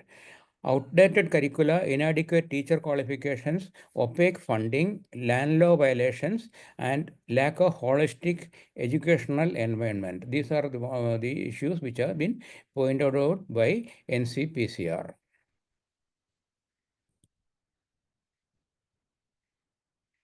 And they also say traditional methods used by the madrasa, not modern systems of education. Lack of social and extracurricular activities. They are almost entirely devoted to teaching Arabic and religion. Darul Uloom Deoband's madrasa's influence on extremist groups and its conservative interpretation of Sharia, that is something which has been resented by the government and the High Court. The Allahabad High Court had directed the transfer of madrasa students to regular schools.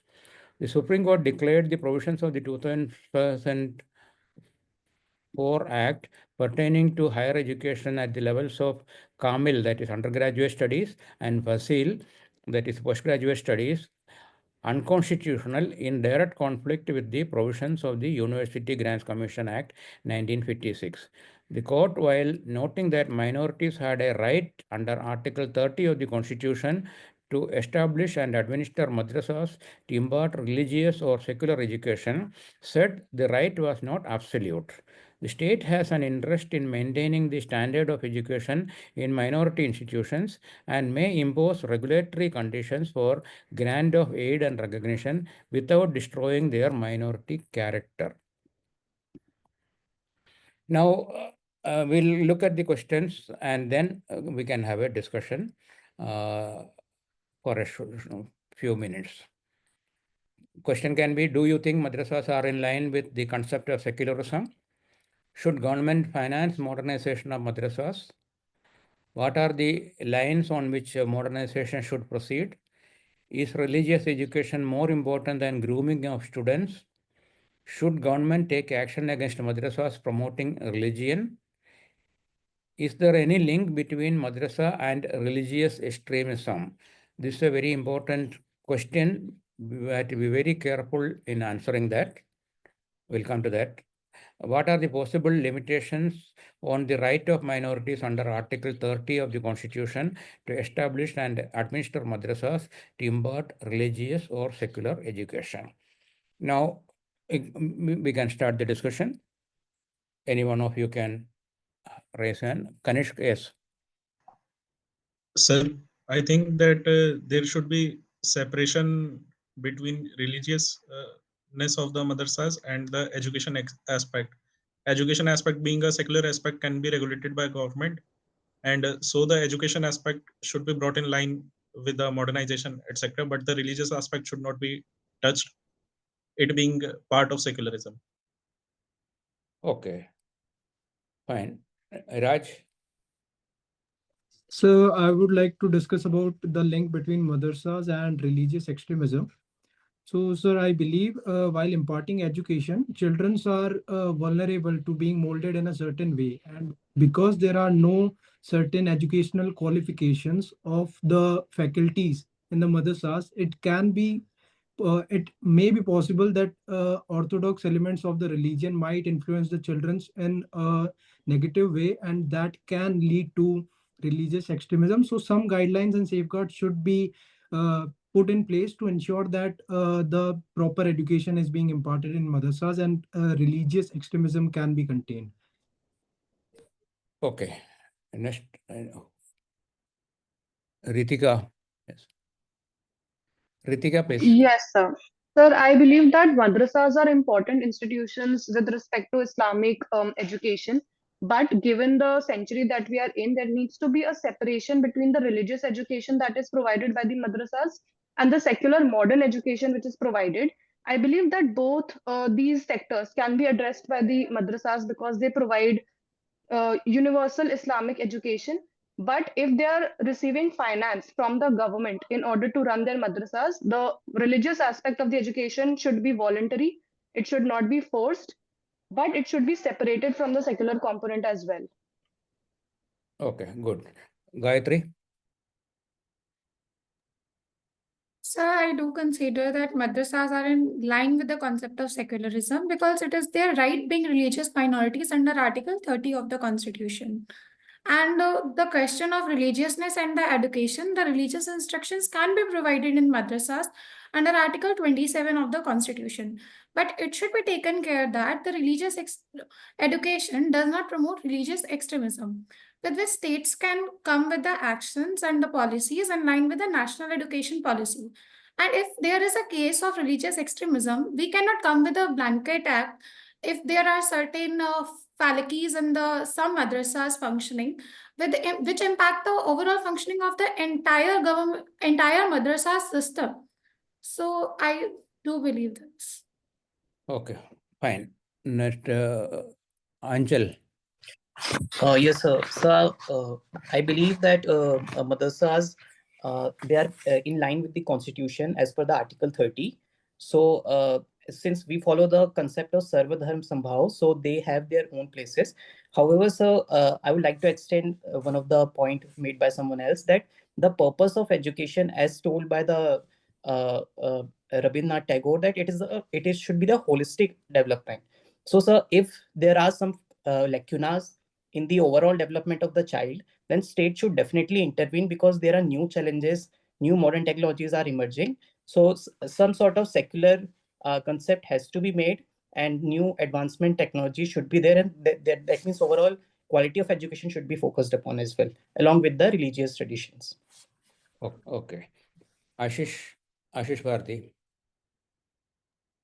Sir, my idea is that we have to look at two aspects of madrasas. Firstly, what role are they playing in the education sector, and secondly, in terms of the religious aspect that they are catering to.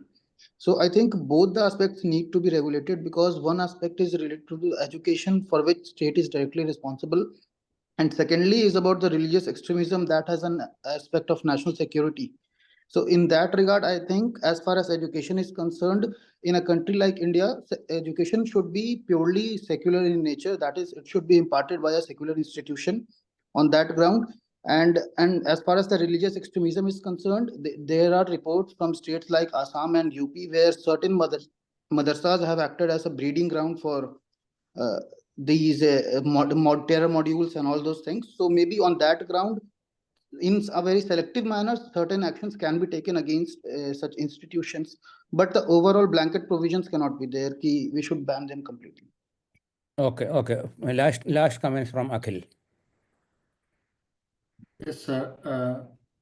I would like to answer about the financing modernization. Sir, I think because it is an obligation on the state to ensure that children receive the quality education.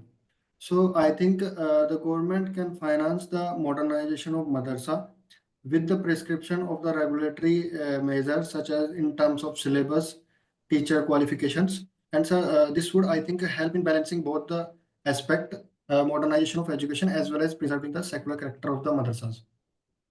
Okay, fine. Now, I think most of the points have been already brought about in your discussion. I'm very happy about that. And I don't think there is much for me to add. Only one or two words of caution I would like to say. That is, please don't allow your personal views to influence your answer. Okay, though it is your personal view which has been asked, but you may have some certain biases in your mind. Maybe because of your background, you may be have been brought up in a certain family. Because of that, you have certain biases. Please don't allow those biases to influence your answer. Your viewpoint is okay, but bias, no. If you are biased against a certain concept or certain section of population, please don't allow that to influence your answers. That is one word of caution. Second word of, not caution, but second word of advice to you, that please go through the national education policy. Your answers to these questions should be guided by the principles which have been given good, beautiful shape in the national education policy. If you are thorough with the concepts mentioned in the national education policy, it will not be difficult for you to come up with very good answers to these questions. Because after all, why do we have education? It is for our personality development. It is for making us a better citizen in the society. We are part of a society. Every student is part of the society. If the student becomes a misfit in the society, then then that is a wrong direction in which the education is proceeding. That we should not allow. Education should make the student a better citizen of the society. Not a person who will revolt against the society. That has to be kept in mind. And that is the reason why government is also financing madrasas. Government has been financing the modernization of madrasas because government strongly feels that government has a responsibility towards those students, not towards the madrasas, but government has a responsibility towards the students. It is our responsibility, a constitutional responsibility of the government to see that the students get good education, modern education. Considering all the aspects of modern education, the children should get it. But that does not mean that the children need not get religious education. If the madrasas want to impart religious education, certainly let them do it. They have their right to give it because that is provided in the Article 27 and 30 of the Constitution, and that part of fundamental rights dealing with minority rights. It specifically mentioned that the minority institutions have a right to impart religious education also. Let them do it. We should not complain about that. The only complaint would be there when religious education enables that student to become an extremist or motivates the student towards extremism. Then it is bad. For that, the best way is to follow the national education policy. If as long as we follow the national education policy, no student can become an extremist. So please go through the national education policy and accordingly modify your stand on this issue. I hope you have already gone through the national education policy, or at least the summary of it, at least the objectives of the national education policy. If you are thorough with, then you won't have any confusion in answering these questions. Let the religious education be there, but the student, how to make the student a good citizen, a better citizen of the society, that is responsibility of the state. How do we ensure it? Through madrasa education. That is there the state government will have a role to play. The central government also will have to play a role because that role is prescribed by the national education policy. That is why. And then how to avoid the students getting influenced by extremist elements, that is of course the not only the responsibility of the education department of the state, but the home department of the state also is responsible to ensure that the students do not go into religious extremism. That is a much bigger issue, not to be confused with the issue of giving proper education. Okay, I hope we can move to the next slide, but we can keep on discussing this issue for a long time, but we don't have the time. We had to, I had to finish the slides first, and then if you have time, we can have more questions.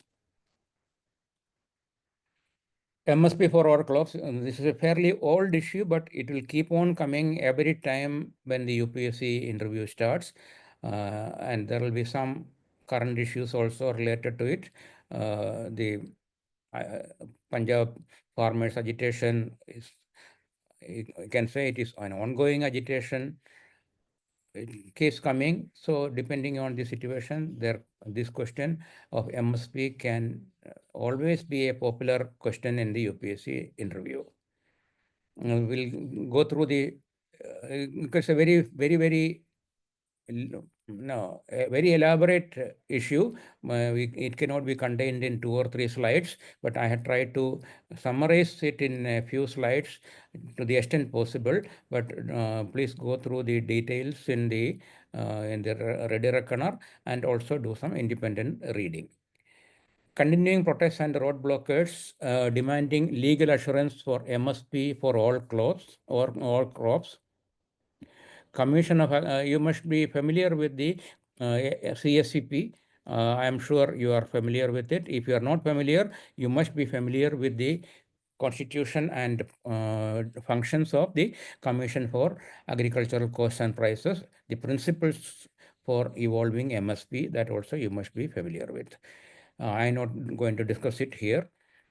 MSP for 23 crops are presently being done, but the demand is for MSP for all crops. Whether it is feasible or not, we will discuss shortly. The factors which are considered by the CSCP are cost of production, changes in input price, crop price parity, trends in market price, demand and supply, effect on cost of living, and international price situation. The National Commission of Farmers, which is commonly known as the MS Swaminathan Commission, it had recommended that MSP should be at least 50% more than the weighted average cost of production, referred to as the C2 cost. But government is not using C2, government is using a formula called A2 plus FL. That is the cost incurred by the farmers plus the value of family labor. There are other costs also which are not which vary from state to state. That probably the one of the reasons why the government has not accepted C2 as the base cost. I don't want to discuss on that. Part of it is there in the Ready Reckoner. If you want more information, I can give you material from a previous Ready Reckoner, which elaborately discusses this issue. I can send you, if anybody is interested, please contact me. I will be able to send you more details. Otherwise, you can read it on your own. The combined value for the 23 crops will be about 10 lakh crores. Even assuming that 25% of the total produce will be used for personal consumption, rupees 7.5 lakh crores would still be required. 7.5 lakh crores worth of crops will have to be procured. If government reimburses the difference between MSP and the price the farmers actually receive, the amount will be around rupees 30,000 to 50,000 crores. That is, the government is not procuring, but government is only compensating the farmers for the loss suffered at the hands of the private purchaser. If MSP is higher than exportable price and implemented through the system of procurement, then their export without subsidization becomes impossible. But this will also lead to WTO issues. Violation, it may be considered a violation of the WTO agreement. Government could pay the farmers the difference between MSP and the average market price at the state level. Can it be done? That is called the price deficiency payment, which is considered to be WTO compliant. Many advanced countries are doing it. Can we do it in India also?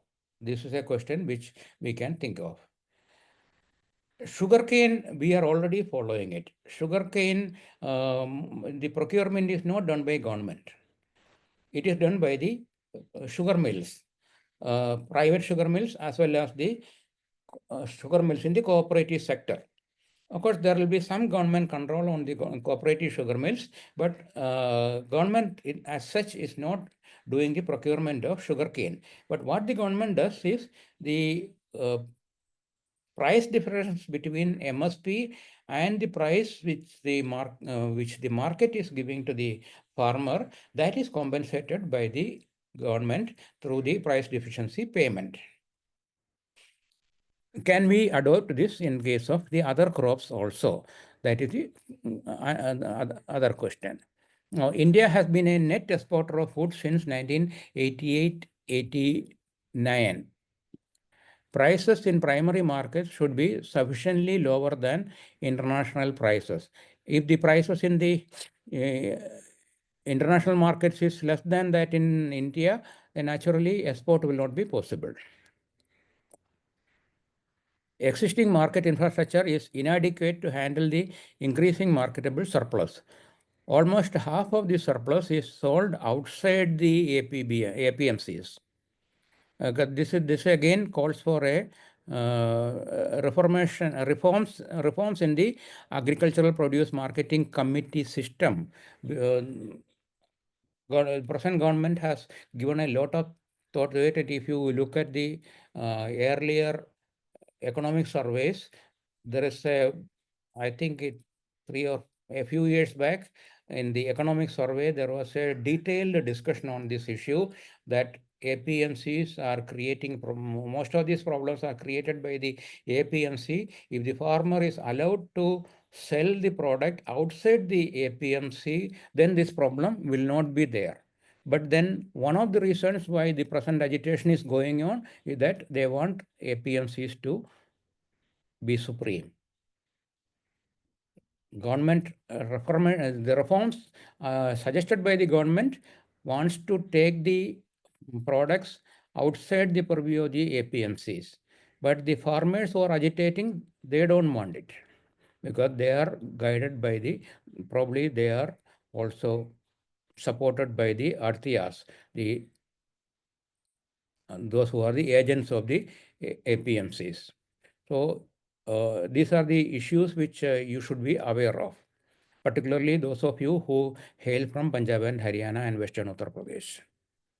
The existing APMC laws prevent private competing market infrastructure from developing. This restricts market access for farmers. The government wanted this private farmers, private marketers also to come in the field, but this has been resented by the agitating farmers. App-based sale of farm produce by farmers or farmer groups, e-commerce and digital commerce are also opening up new avenues for marketing. This is already happening.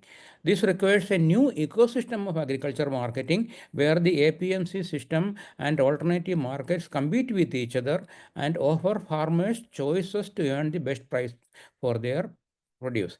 Right now, there is a monopoly, near monopoly of the APMCs, and government is very keen to kill that monopoly, but the farmers themselves are not allowing government to do it. Now, we'll discuss this, we'll read the questions to expect, and then we'll have the discussion. Do you think MSP is feasible for all crops? Is it necessary? Some points I already given. You can develop your answer based on that, or your own independent thinking. What are the factors preventing government from accepting the demand for MSP for all crops? What should be the appropriate pricing formula, C2 or A2 plus FL? What are the practical problems of using C2? You should know. Can Government of India go against the principles of WTO agreement? What are the alternative options available to government to give remunerative prices to farmers? To what extent the government implemented the recommendations of the Swaminathan Commission? Are the existing APMC laws anti-farmer? Can anything be done about it? How can technology make farming more remunerative? Now you can start your discussion.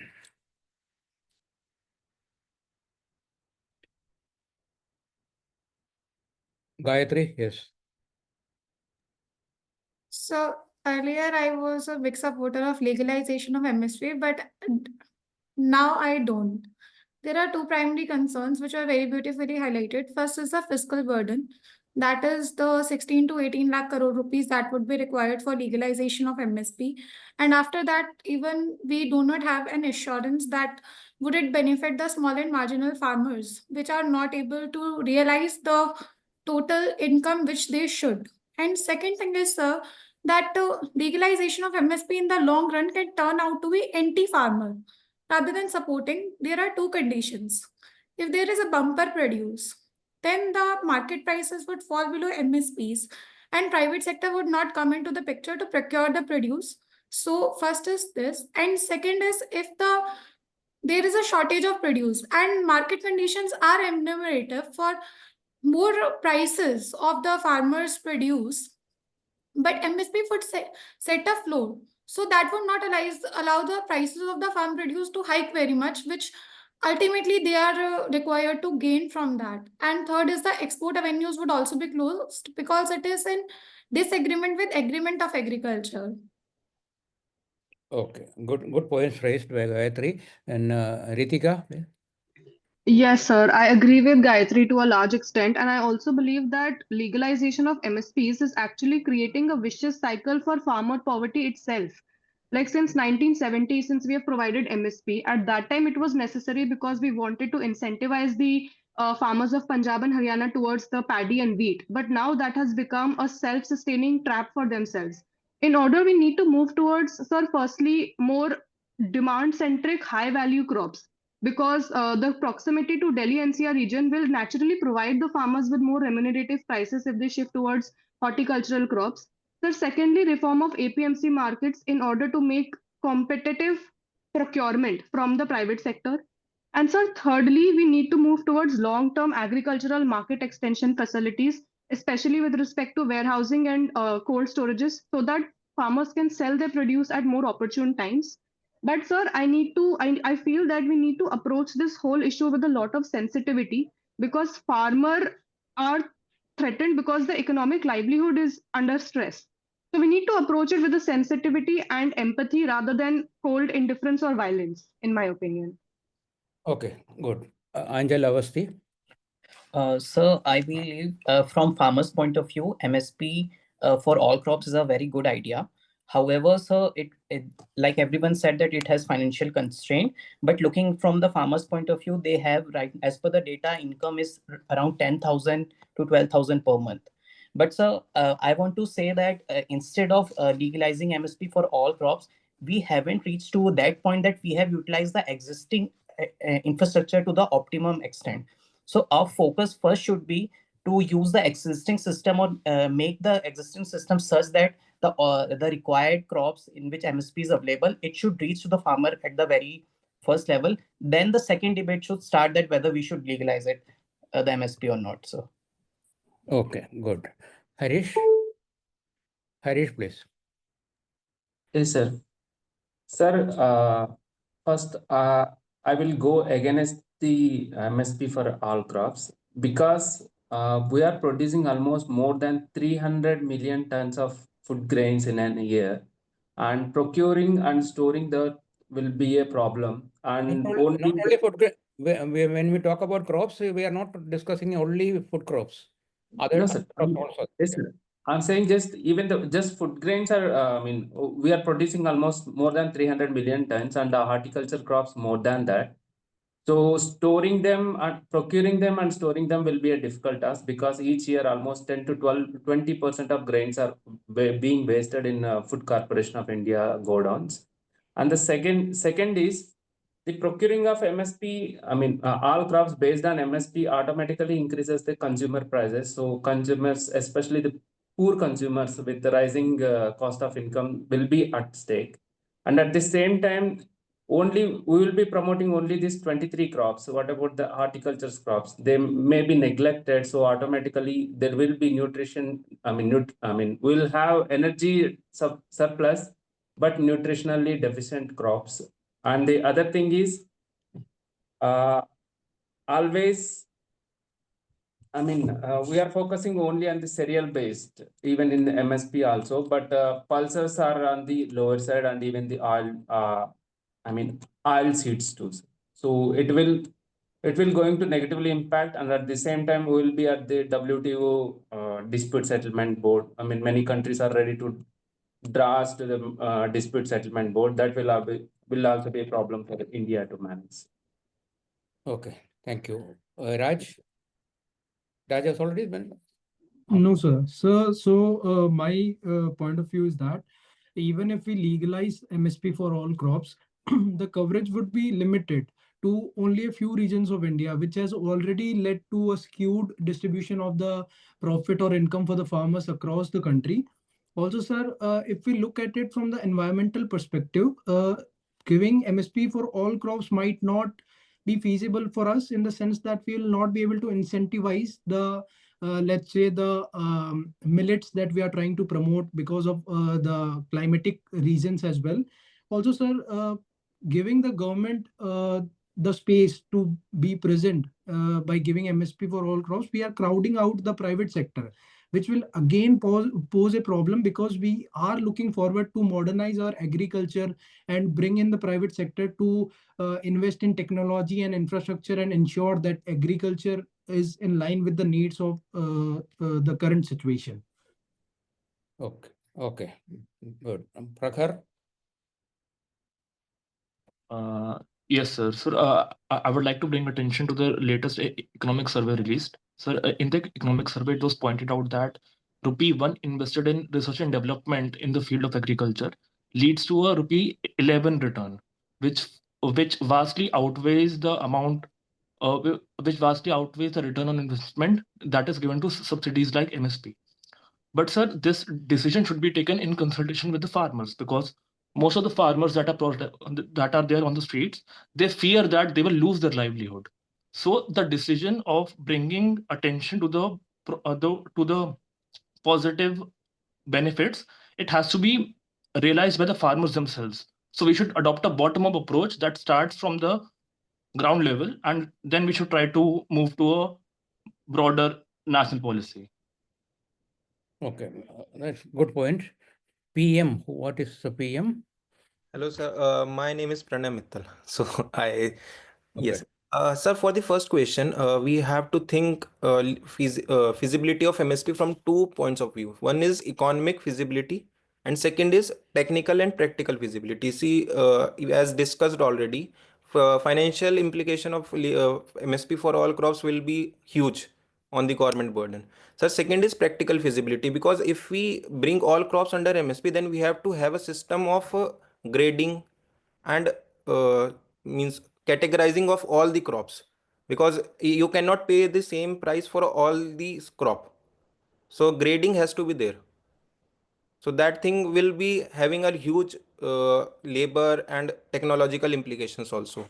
Sir, I think when the economic survey itself says that no, only 6% of the farmers knows about the MSP in India, and that too concentrated in northwestern part. And many, So many states do not have APMCs. yes, sir. Sir, in that case, if they are growing at much higher rate, as per economic survey, their annual income is growing at 4%, and whereas Haryana and Punjab farmers are growing at 1 or 2%. So these things can be discussed with the farmers organizations, so that we can motivate them to have and to have alternate avenues rather than depending on the government for their crops. Okay. Divya? Sir, going by the questions, I think being India is the fifth largest economy, so MSP is feasible for all crops. But going by whether it is necessary or not necessary, I believe, sir, we have to see the things in the present context of our economy, in which direction our economy is going on. Like we have adopted the model of post liberalization, we are following more market economy, and we are market players and the private players should be more incorporated into our agriculture sector, because we have to see that, sir, our agriculture GDP growth is a very much stagnant from a from last decade. So in considering that, we have to bring more players into the for the price realization of the MSP, for the price realization of the produce to the farmers, and in that context an alternative method that can improve MSP should be developed. And going by the second question, that what factors are preventing from accepting the demand for MSP for all crops, are various factors like financial factors, like the fiscal responsibility, sir, FRBM Act, because it will increase our fiscal deficit. So there are legal hurdles, and the second hurdle can be the our international organizations commitment, like de minimis limits. So they will are the two important hurdles for that. And sir, I'm not more aware about the Okay, no, you don't have to answer the questions. It's only a discussion. Okay. Okay, sir. And sir, the government should not go against the principles of WTO agreement, because in WTO there are consensus-based agreements, and there is a peace clause, and India has use that peace clause, and by through the negotiations we can put our own interest there for the consensus, so that we can maximize our interest, and that are in favor of farmers and economy as a whole. Okay. And And sir, for the alternative options that that government can use for the to give the more remuneration to the farmers are like recommendations of Swaminathan panel report and the Dalwai committee report that especially focus on doubling our farmers income, and we should diverse our agricultural economy, and we should move from primary sector activities to the to the secondary sector and service sector, so that price realization. Yeah. Okay. Okay, I get the point. Okay, Divya. Madhukant, we don't have time, so we'll not take any more raised hands. Madhukant, quickly. Yes, sir. Not more than 1 Sir, minute. I think, sir, since government and Only if it is farmers. a new point. Yes. Hello. Yes, sir. Sir, I think since government and farmers are not agreeing to a common point, I think, sir, we should focus on the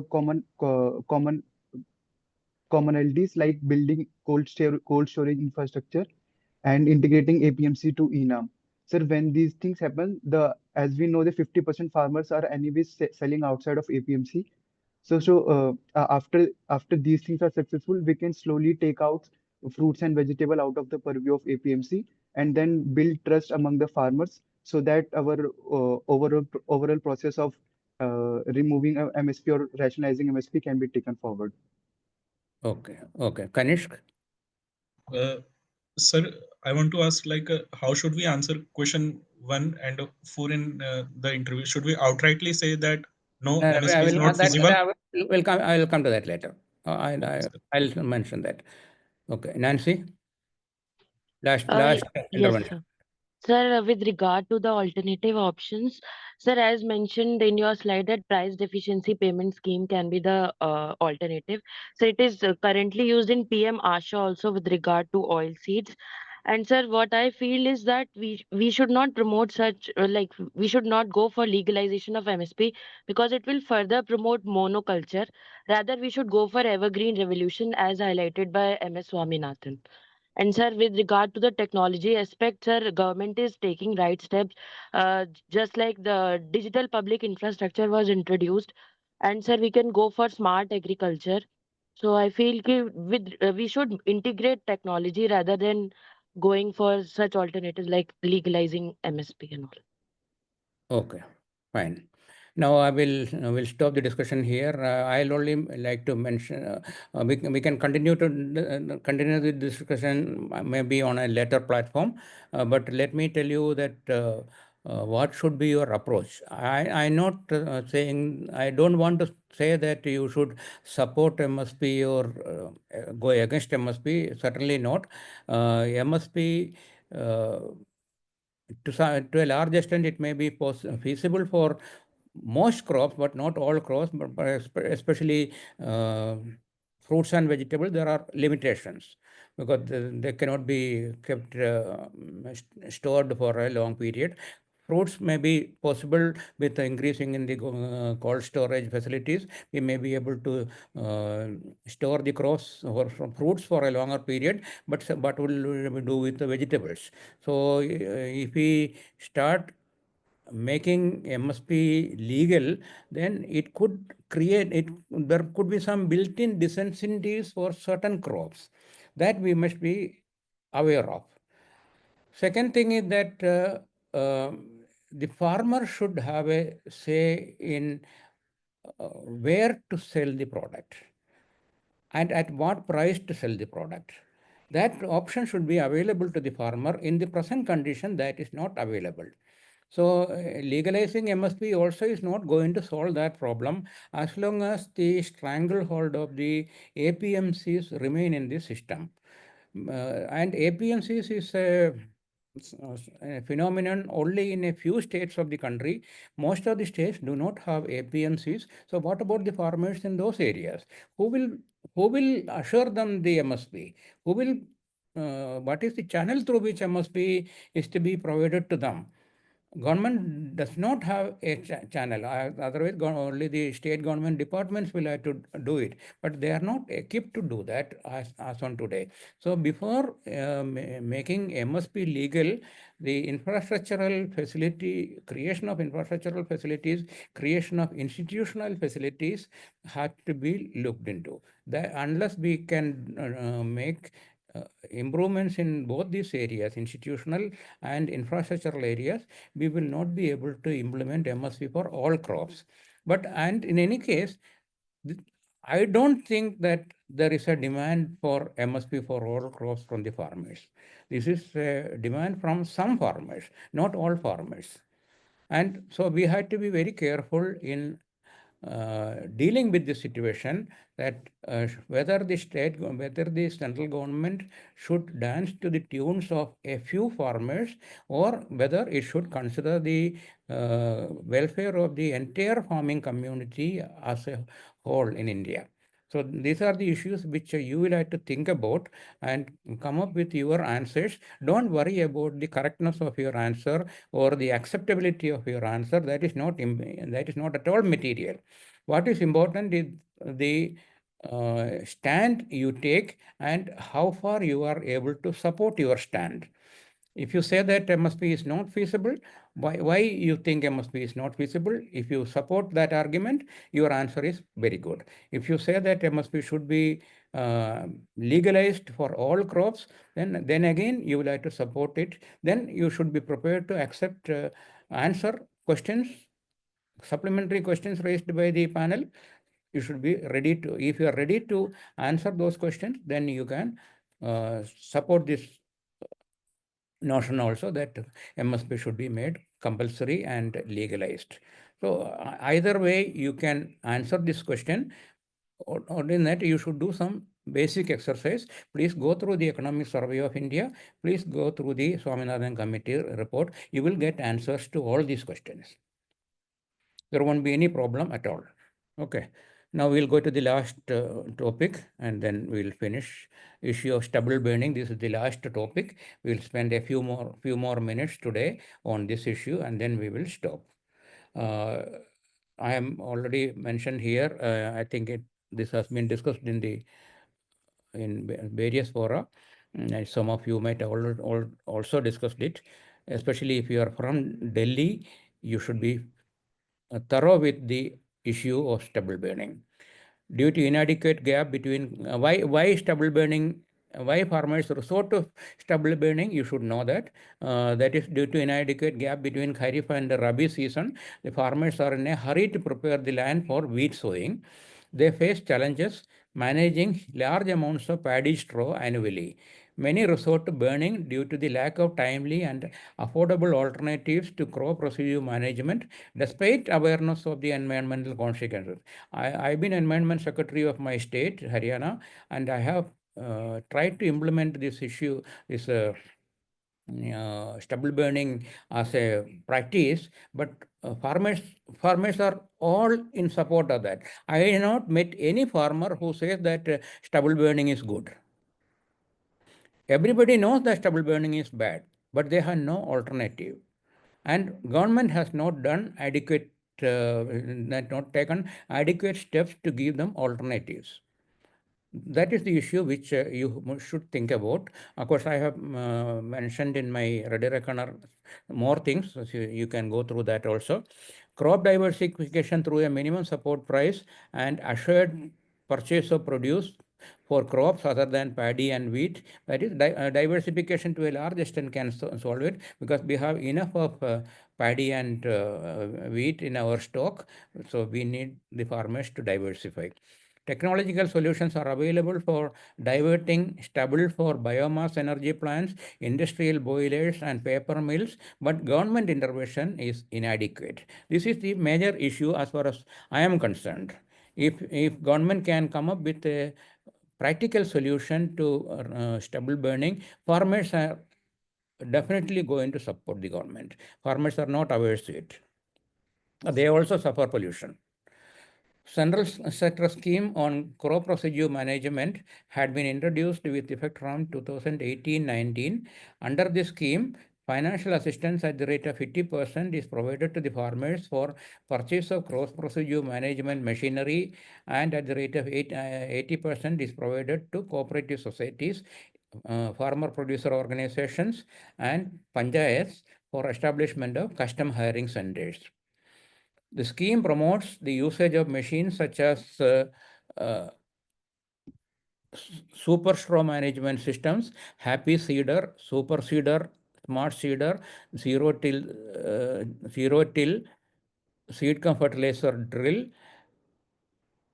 mulcher paddy straw chopper, hydraulically reversible mold board plow, crop reapers and reaper binders, and in situ management of crop residue and balers and rakes, which is used for straw collection in the form of bales for other ex situ uses of straw. Baler machine is a compacting device that uses a ram to compact and compress materials into rectangular bales that can be shipped, stored, sent, and on for further processing or recycled. Those of you from Punjab and Haryana would be familiar with the baler machines, but those of you from other states, please read about baler machines a little more. Studies over the years, most recently in 2023 by a consortium of IIT Kanpur, IIT Delhi, TERI, and Airshad Kanpur found that from mid-October to the end of November 2022, the role of stubble burning to air quality was on an average 22% and peaked to as much as 35%. But that means that the remainder is coming still from vehicular pollution and industrial pollution.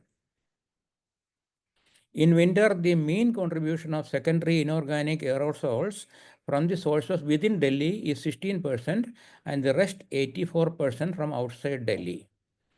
Center for Air Quality Management constituted in 2000, oh, somebody has played mischief with this slide. Okay, through the Commission for Air Quality Management in National Capital Region and Adjoining Areas Act 2021 argued in the Supreme Court that incidents of stubble burning in Punjab numbered 49,000 in 2022 but reduced to 35,000 in 2023 and 10,000 in 2024. The corresponding figures in Haryana are 3,500, 2,100 and 1,100 and 1,200 respectively. As on November 20, 2024, the contribution of stubble burning to Delhi's PM 2.5 levels was 17.3% according to the Indian Institute of Tropical Meteorology in Pune. So that means more than 80% is still contributed by other sources. So why is it that stubble burning has become such a major issue in Delhi during the winter? That is the issue which you should be familiar with. The main reason is that in the October-November period, the wind velocity is almost zero. So the air movement is not adequate to disperse the air, the pollution in the air. That is the main reason. It is not, it is of course augmented by the pollution due to stubble burning. That is there. The augmentation of pollution through stubble burning cannot be rolled out, but stubble burning per se is not the only major contributor. Major contributor is still vehicular pollution or industrial pollution to some extent. So be familiar with the technological aspects of air pollution also, so that your argument, your answer will be complete in all respects. And questions to expect, what do you think, why do you think farmers in Punjab and Haryana have to burn stubble? You should know that. That is, I already answered that question. Do you think stubble burning is a major contributor? That again, I have answered the question. It is not the major contribution. It becomes a major contribution because of the lack of movement in the air. What are the other contributing factors that also I mentioned? Does pollution, of course, you can do some extra reading also. Does pollution from motor vehicles increase in winter? It does not increase in winter, but it remains static in winter. It does not move. What are the technological solutions to stubble burning that I already explained? Is it justifiable to penalize farmers for burning stubble? They should not be penalized. Government should take on the responsibility on itself. if you are a DSC or SP, what measures will you take to reduce to ease pollution due to stubble burning? That you can think about it and come up with your own answer. Okay, now final set of we can have another 5 minutes to discuss this issue. I will definitely stop at 1:40. Okay, Kanishk, yes. Sir, why should farmers not be penalized for burning stubble? Like farmers are, if stubble burn in law, they have no alternative. They have no alternative. They are not doing it on their own volition. They are not happy to do it. So if I draw an analogous situation that there is an odd even scheme applied in the Delhi NCR and someone plies an odd car, has only one odd car and no other alternative. There is a law that there is a penalty for burning stubble, then why shouldn't they be penalized? Like that. Okay. Can you answer that question? Can anybody else answer this question? I will answer it, but I want some of you to answer it. Sir, there are public transports for the person who has only odd number car, but farmers don't have any alternative. Yes, farmers don't have the alternative. That is the problem. What will they do with the garbage which is lying in their field? If somebody say like if you have garbage in your house, the municipal committee will take it away. Why can't the government, some government body or some panchayat or somebody take away the garbage lying in the farmers' plots? Sir, I would like to add one point. Okay.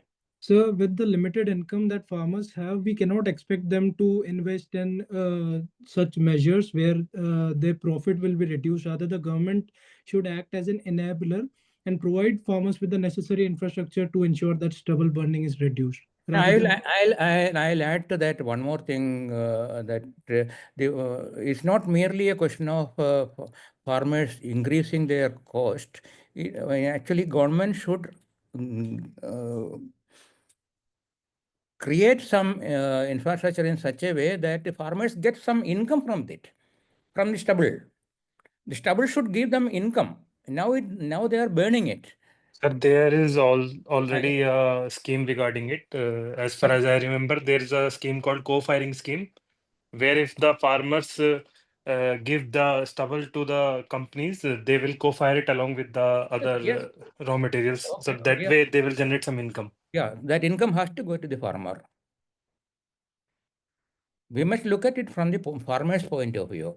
If the government can help the farmer to get some income by disposing of the stubble in without burning it, then government should be happy about it, and the farmer will also be happy about it, and we will all be happy because our pollution will come down. This is how you had to, as a civil servant, this is how you should look at it, that the farmer should not be sacrificed just because there is pollution in the air. They are not causing it. In fact, it is being caused by the other players also. But we are not taking any action against them. Okay. The second point I would like to raise is, first is that co-firing, and second would be that we have already developed one method called Pusa biodecomposer, but it is as of now they are not being given to farmers as of now, and state government and center should look into it as soon as possible. But it should be done by the state governments. State governments should make this facilities available to the farmers. Central government can also come up with some subsidy schemes. It's already there. Anybody else? Sir, another point I would like to raise is that also the farmers are at a severe sense of urgency because this year the procurement of kharif crops was delayed due to uncertain policies. And now, because they had to sow the rabi crop, there was no time between the kharif and the rabi, so they had to resort to burning the stubble. They had to do it. Yes, sir. In spite of that, the stubble burning has come down substantially. Yes, sir, definitely. Farmers are willing to do it. They want to do it, but facilities are not provided.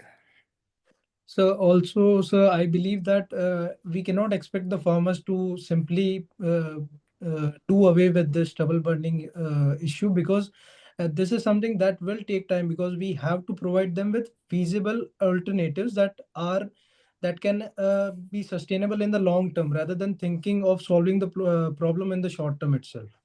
No, that has to come from the secondary sector, not from the primary sector. The secondary sector should step in. They should say, come forward with solutions, and there the state government should help.